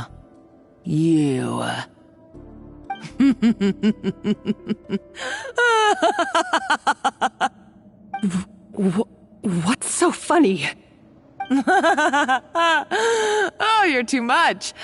I thought I'd play along for a bit just to amuse myself. You gave a very rousing performance. I saw your dumb plan a mile off. There's no poison in these bottles, just clean, fresh water. No. Revenge is a dish best served cold, you know? Did you really think your half-baked plot would fool me? You're a lousy chef, and you make a lousy villain, too. A complete waste of space. No wonder you never amounted to anything. Everything I ever did was a failure. And now, I failed again, for the last time. Hey, why don't you try your hand at being a comedian in your next life? You got a good laugh out of me. But now the show's over. You should have just done like I asked, Savannah. All I wanted you to do was scout the ruins for me. But you had your chance, and now it's time to say goodbye. Stop right there! Let her go, Monica! We got you surrounded! Escoffier? Ugh, looks like I'll have to keep you around for a little longer. You can't! Stay back if you want her alive! Escoffier and the Traveler. I can't take you both on in combat, but if you so much as flinch, I can end Savannah's life in a heartbeat. Monica, what are you hoping to achieve by this? You're about to commit murder, and for what? A recipe? A recipe? You chefs are all blinded by your myopic focus on kitchen affairs. Well, some of us actually have bigger fish to fry. Modeste had a secret. The truth behind his so-called genius, the je ne sais quoi factor in his Gâteau de Bourg, and it's right here in these ruins. Are you serious? You're here because of a Gâteau de Bourg obsession? You've gone completely mad! I couldn't care less about the cake itself. No, the real treasure is the secret ingredient that Modeste sourced from these ruins. He and Savelli were fools. A priceless treasure of Remoria in the palms of their hands, and they thought, ooh, this would go great in our cake mix. We're talking about a powerful stimulant that also sharpens the senses. That's no cooking ingredient. It's a groundbreaking drug. That's right, I've done my research. It was a drug that Remoria developed for their war machine. I could make a killing by selling it to the treasure hoarders or the Fatui. Will you listen to yourself?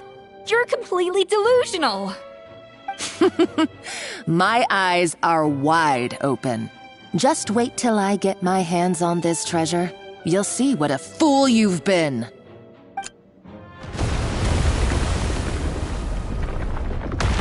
Wait, what's that sound?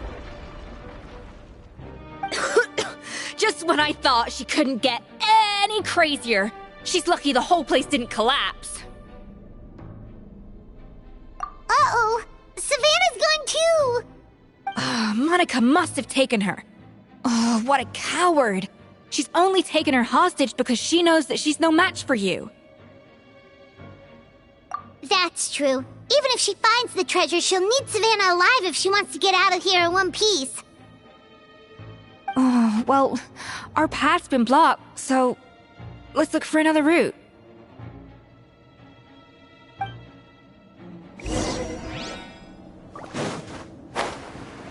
The water looks pretty deep here. Maybe it leads somewhere.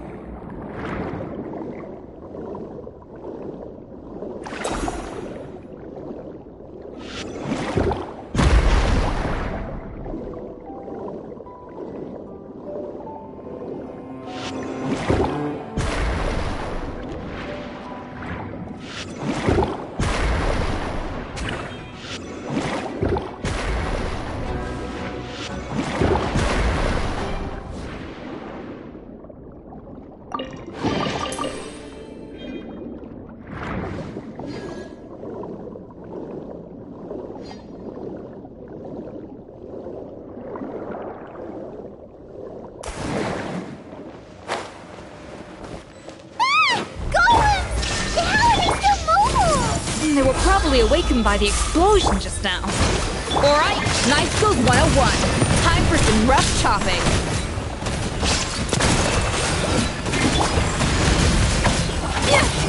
Inazuma shines eternal!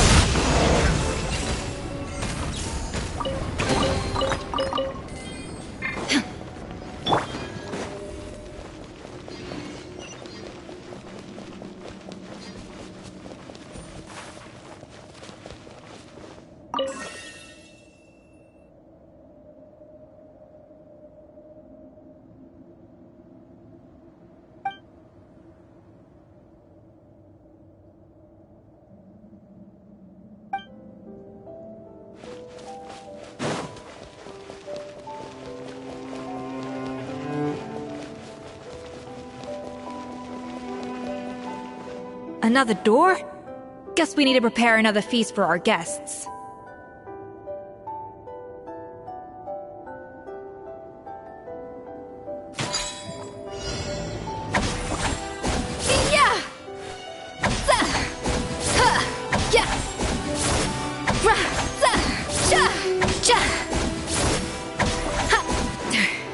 A little amuse-bouche!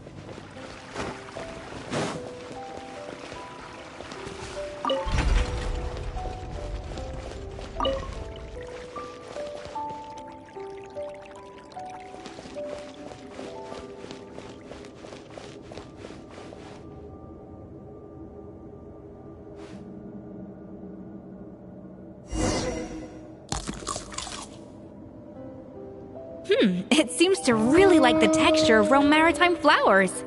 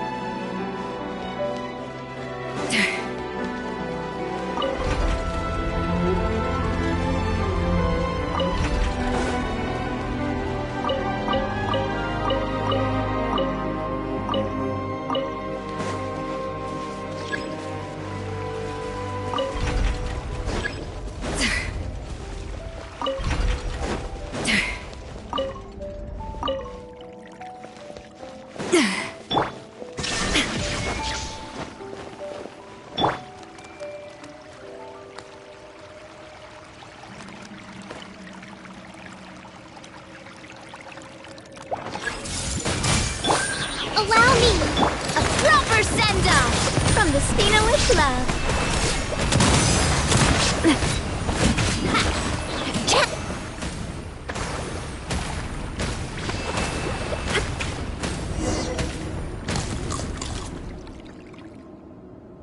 I never knew you could process Lumitol like that. Alright, I've got to jot this down. Lumitols and maritime flowers. This could open the door to a whole new world. Yep, that's literally the plan. Wait, hold on. Which door are you talking about?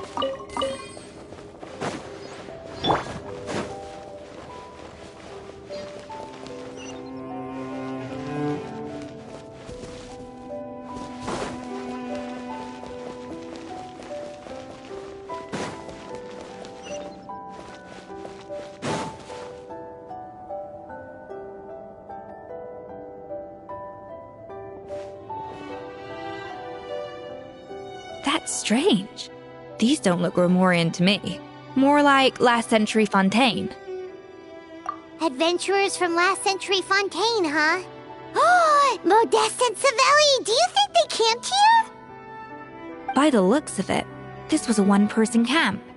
They adventured together, but maybe one of them came back alone at a later date. Huh, you really think so? Trust our adventurers' instincts. We're pros at this stuff, just like you're a pro in the kitchen. Okay, well, the Traveler has more adventuring experience overall, but Paimon's definitely a pro rummager from all those treasure chests. Darn it! Paimon was just about to show off her rummaging skills! Huh, no kidding. Are all adventurers so obsessed with journaling? I mean, I guess I take a lot of notes when I'm cooking as well, but I thought that was just me. Anyway, let's find out who was here. It's been years since I've last visited these ruins. It's exactly the way I remember it. This place probably hasn't changed in millennia. Sadly, up above, on dry land, everything has changed. The treasure of Remoria. That's what we used to call it. Modeste was right about its potential. It turned Gâteau de Bourg into a national sensation. Our limited stock of the substance meant that the gâteau could only be produced on a small scale. But this only drove up the popularity all the more. Modeste was right about that too. He predicted all of it. He was praised as a genius, while I, as the one person who'd ever disagreed with him, was labeled a talentless fool.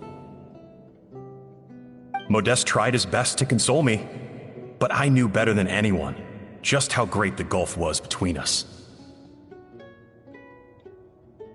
Our conversations grew scarce, and we saw less and less of each other. I didn't fight it. He had new friends and a career of his own. Why invite further disdain by inserting myself where I did not belong? I told myself that maybe one day, when I finally created a masterpiece of my own, I'd be able to face him without shame. Or maybe one day, when I've put these feelings of self-loathing behind me, I'd be able to ask him with a smile on my face, how about we go on one more adventure, for old time's sake? Unfortunately, that day will never come. So it was Savelli. From the sounds of it, he came back after Modeste had already died. I always thought it was just a legend. But if it's true, then this must be the place where they found their secret ingredient, the birthplace of Gateau de Bourg. In that case, what does that say about the death of Modeste? If it's all true, maybe Savelli really did have something to do with it. The taste of Gateau de Bourg has changed. Modeste was convinced of this, even though everyone swore they couldn't tell. Being the perfectionist that he was, he refused to accept even the slightest flaw in his work. He stopped all sales of the product, locked himself away in the kitchen, and worked day and night, vowing to find out where he had gone wrong. But as he baked and taste tested over and over again, he found he only strayed further and further from the original taste. It was only when he was sipping on coffee one day and realized he could not taste the bitterness that the truth finally dawned on him. What had changed was not the gâteau, but his sense of taste. The treasure of Remoria stimulates the senses, taste included, and invigorates the spirit. In the short term, it offers people the ultimate gourmet experience, but in the long term, it dulls their senses entirely. In hindsight, it made perfect sense. After all, why would a culture that sought liberation from the constraints of their bodies care for the loss of their senses? But we realized it too late. We were just too late.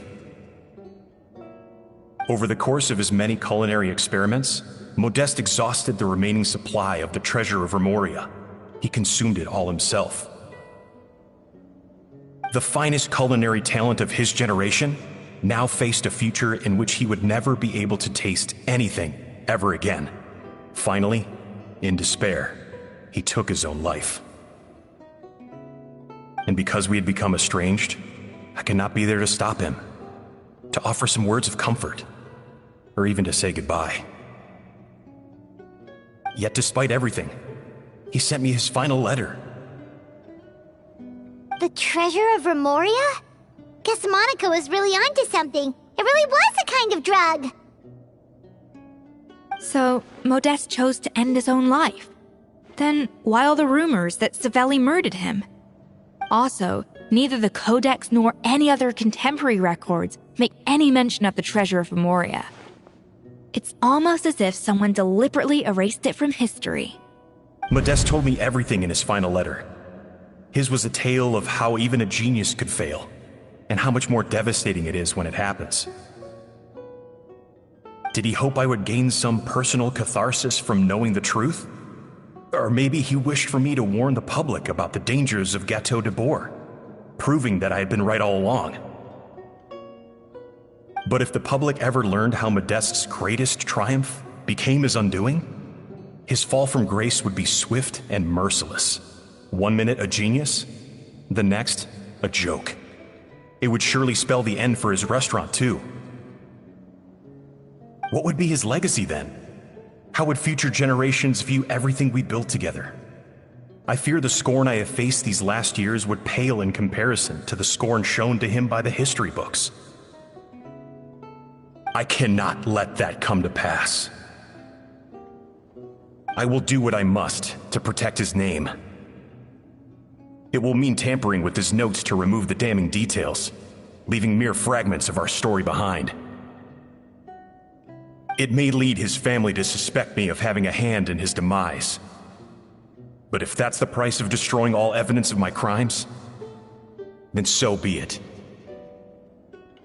I would rather the world believe a tale of genius and jealousy than see his reputation in tatters. The final loose end is the evidence here, at the bottom of the sea. Huh? What's wrong? Didn't we say Savannah should be safe for now? So we thought, but if Monica finds out what happened to the treasure, there's no telling what she might do.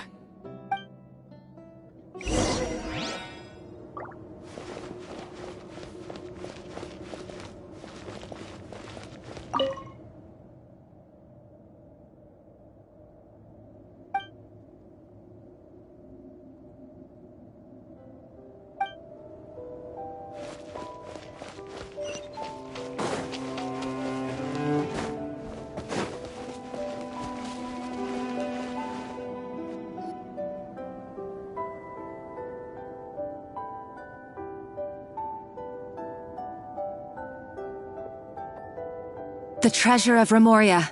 I have found you at last. Savelli, you tried your best to bury the truth, but you underestimated the children of Modeste. Some fragments of his diary escaped your clutches, and we have held on to them for generations. But I have to thank you too, Savannah. Without your help retrieving the codex, and with it the last piece of the puzzle, I may never have found this place. But now, finally, the secret to Remoria's military might is within my grasp. The treasure of Remoria is mine! Oh. It's empty. It's empty? Monica? Oh, we were seconds too late. Escoffier? What's the deal with that jar? Savelli's final act! He wanted to conceal the secret of the treasure forevermore and make sure it would never harm anyone again. So he came here after his friend's death and destroyed every last shred that remained. This can't be happening. All the years I spent piecing together the truth. All my painstaking planning. All that for an empty jar? Monica, don't do anything stupid. This ruin is more dangerous than you realize. Oh, shut your pie hole! Praise be to Lord Remus. You barbarian shall be slain.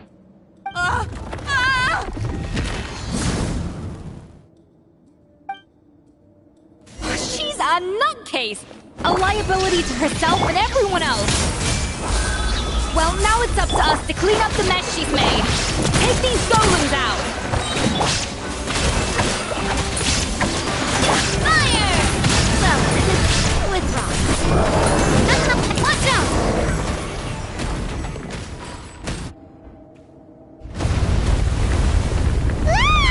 Why is this place still shaking? Either way, it's all her fault. Enough chit-chat. Let's get out of here, Traveler Escoffier, come on! Okay, I'm coming. Oh, no you don't. If I can't get what I want, neither will any of you. I've got nothing to show for my life's work so far. But if I can take another so-called genius down with me in my final moment, then it was all worth it. You're a psycho!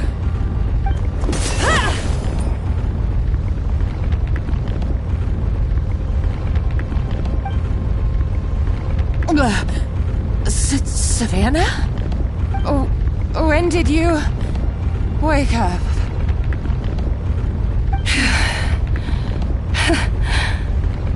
I may be a lousy chef, but it looks like I'm not a complete waste of space. Traveler? Okay, let's go!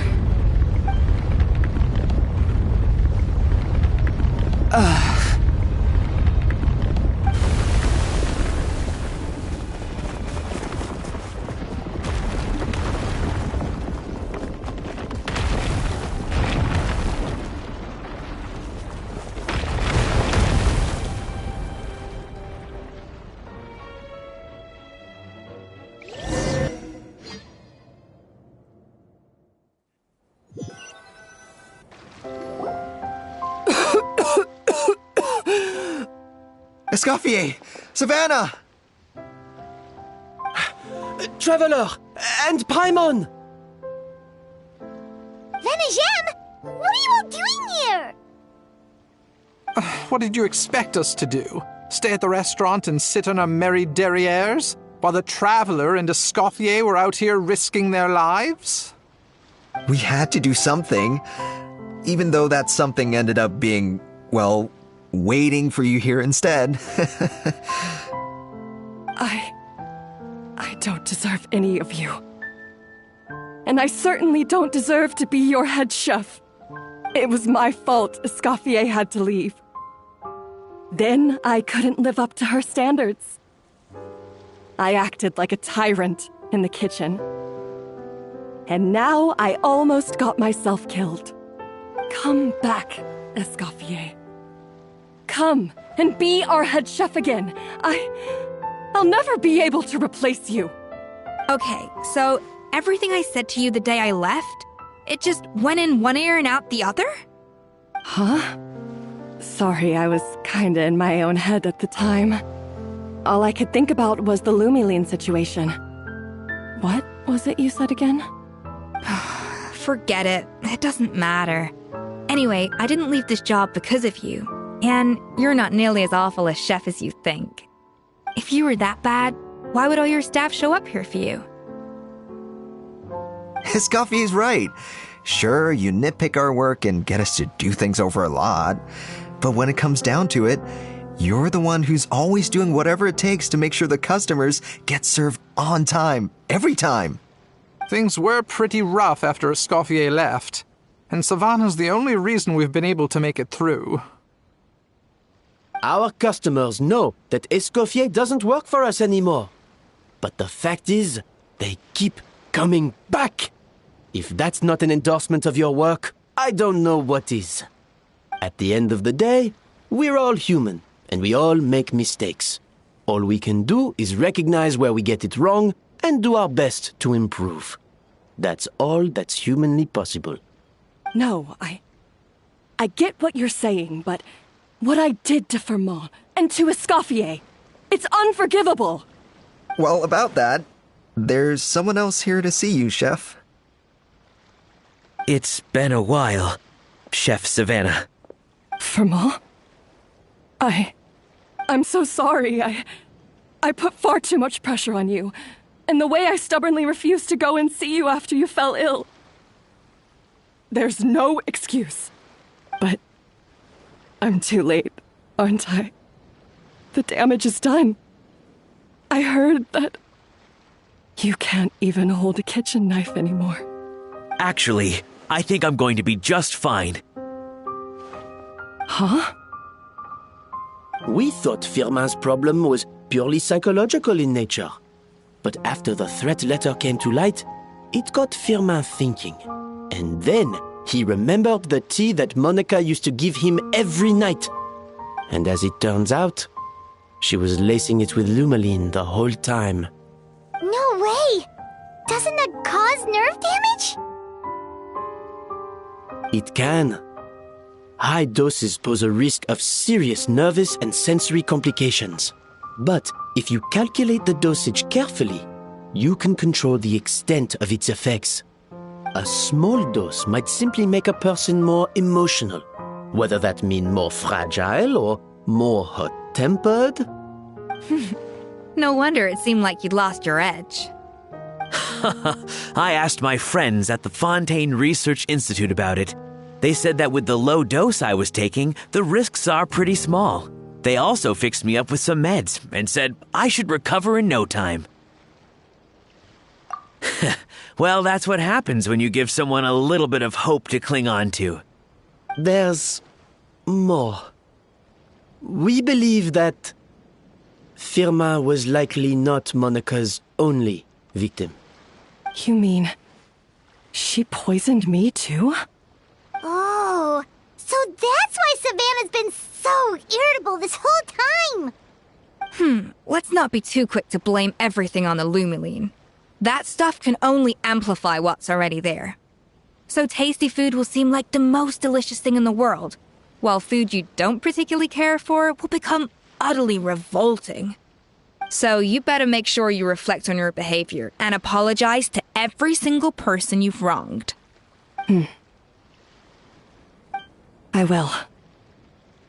I'm sorry. There's still one question that's really bugging me. Why is it that no matter what I do, my Gâteau de Bourg never tastes the same as yours? Is it just...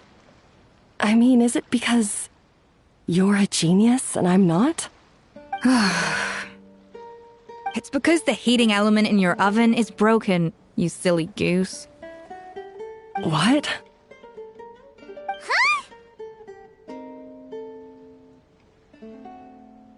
I felt like something was off during the cooking contest. Once I got around to checking all the equipment, I noticed it right away. There was a half-degree discrepancy between the temperature setting and the actual temperature. All the ovens in the whole kitchen had the same problem, which confused me at the time, but by this point, it's pretty obvious that Monica must have tampered with them. I would have figured it out the day of the bake-off, since the issue affected both our teams. But of course, Monica sabotaged mine so that could never happen. No. I spent so long trying to find out where I was going wrong, and then you pinpoint the problem in just one night? It all comes back to one simple, undeniable truth. You're a genius, and I'm just plain old Savannah. Oh, cut it out! Stop the woe is me act for a second and just think. I came up with this recipe. You don't think that might have something to do with it? Do you know how long I spent perfecting my Gâteau de Bourg? 3 years! 3 whole years! I know this dish inside out, back to front and upside down. And you've been head chef now for what, 6 months? If that? A couple hundred failed attempts, and you're gonna throw in the kitchen towel and declare you'll never be successful because you're not a genius. You clearly have no idea how many kitchen failures I've had under my belt, or just how long it took me to finally get my recipe to a level I was satisfied with. Genius or not, everyone makes mistakes. Modeste did, Savelli did, everyone does. You're only a lousy chef if you don't face up to your mistakes, learn from them, and then keep chipping away until you crack the problem once and for all. Surely you haven't forgotten all that. You were no lousy chef back when I handed you the reins. I haven't forgotten. And I'll make sure I never do. That's our head chef. Ha ha! Sounds like we won't need another changing of the guard in the Hôtel de Bord kitchen anytime soon. Huzzah! Aw, what a perfect ending to a crazy journey. Look how happy everyone is. So you got your mojo back now? Yeah. Thanks to you, Escoffier. In fact, no. Thanks to all of you. Aw, friends again. So nice to see them finally settle their beef. Good. So now that's out of the way. It's time for payback. You cheated in our last bake-off, and I demand a rematch right now. Huh?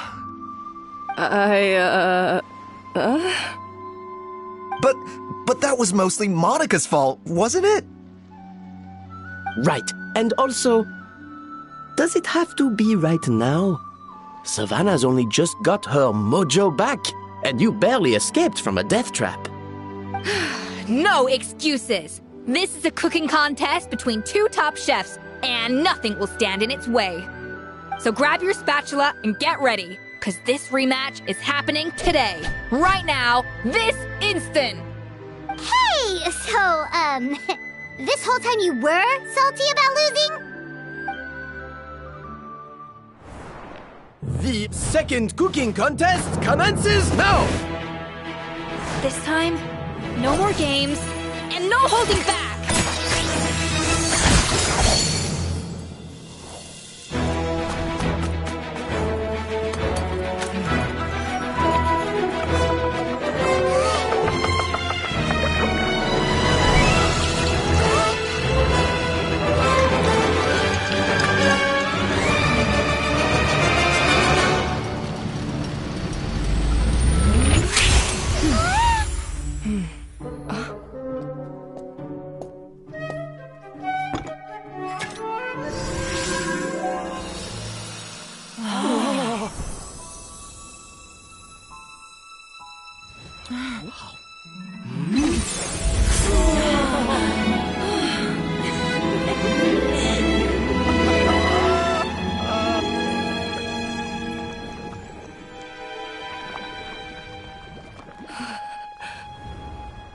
I feel like I don't have the right to be here. Hey, what are you so afraid of? You can't unbake it now. And if you don't serve it, then good or bad, you'll never find out how to improve. If you're too scared to fail, you'll never know what real success tastes like. So? Embrace your failure. Taste it. Digest it. That's the way to success. I don't know. Sounds like it's easier said than done. I'll do it.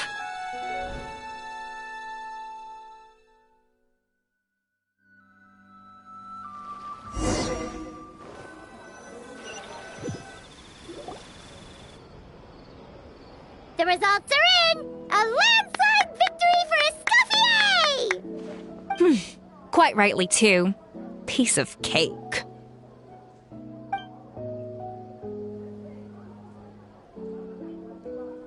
Oh yeah, look at that! Savannah looks pretty chipper too, considering she lost.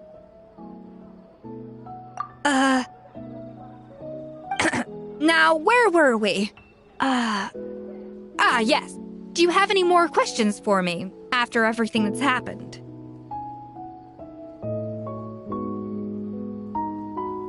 I thought Navia would have filled you in. And actually, I said all this to Savannah before I left. Although, as we saw, I don't think any of it sank in. I had 2 reasons for leaving. One was the food safety incident, of course, but the other was that the Hotel de Boer had reached a point where it didn't need me anymore. So I decided to step down and look for new opportunities to improve myself. Improve how? Well, a while back, I got to know a fellow chef from Liyue, and in her, I saw so many new possibilities. She has that same adventurous spirit that Modeste and Sibeli had in their youth. Slime mucus, lizard tails. With her, nothing's off the table. There's a whole world of new flavors out there waiting to be explored, hiding away in ingredients we overlook. Case in point, remember those Romaritime flowers down in the ruins? I used them in the cooking contest just now. Did you taste the difference? What? Paimon didn't notice at all. Half of the art of cooking is dissecting the recipes of previous chefs and figuring out the exact constellation of elements that gave their work its signature taste. And the other half, it lies in freeing yourself from the confines of the kitchen. You've got to go out and explore the endless possibilities out there. Uh-oh. Paimon's suddenly not sure she wants to try your cooking anymore. Don't worry, it's not going to be a free-for-all like in Modeste's time.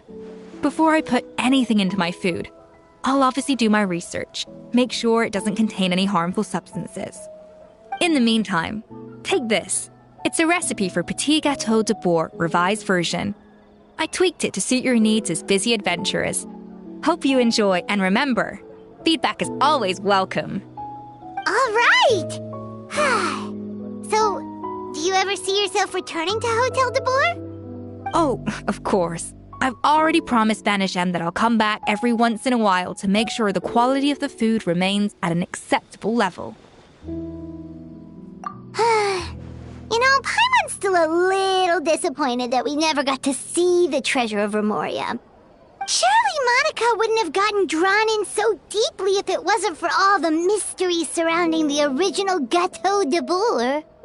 She practically dedicated her life to finding the lost pieces of Modeste's diary. Then went to all that trouble to infiltrate the Hotel de Boer. And in the end, it was all for nothing. Since you mentioned the treasure, between Modeste's writings and what we saw in those ruins, I think I may have figured out the truth. The so-called treasure of Remoria was most likely a substance that the Remorians extracted from Lumitoiles, better known to us as Lumiline. Huh? So then, why all the hype back in the early days of Gateau de Bourg. Don't forget, it was a very different era. We could barely even refine sugar back then. So desserts were very much in their infancy. In a world of bland food, it's no wonder that the first thing to really excite people's taste buds took the world by storm. And as for the lumoline, it may well have been somewhat valuable in ancient times. But these days, it's just another drug from the Fontaine Research Institute. Even if Savelli hadn't destroyed it all, I doubt it would be worth that much these days. So after all that, there was nothing in those ruins but worthless junk. Feels strange to say it, but Paimon almost feels sorry for Monica. She sacrificed it all only to get nothing in return. Hey! Huh? Navia? You just got back from that underwater ruin, right? Well, check it out. They ran a special issue. Did you see anything like this down there? Freshly unearthed from the ruins of Rumoria. A magnificent jar thought to be over 1,000 years old. Experts say it has immense artistic and historical value. It could be worth an absolute fortune. Wait! Isn't that the jar they used to hold the treasure? If only it was still in one piece. Some butterfingers must have dropped it or something. It's such a shame.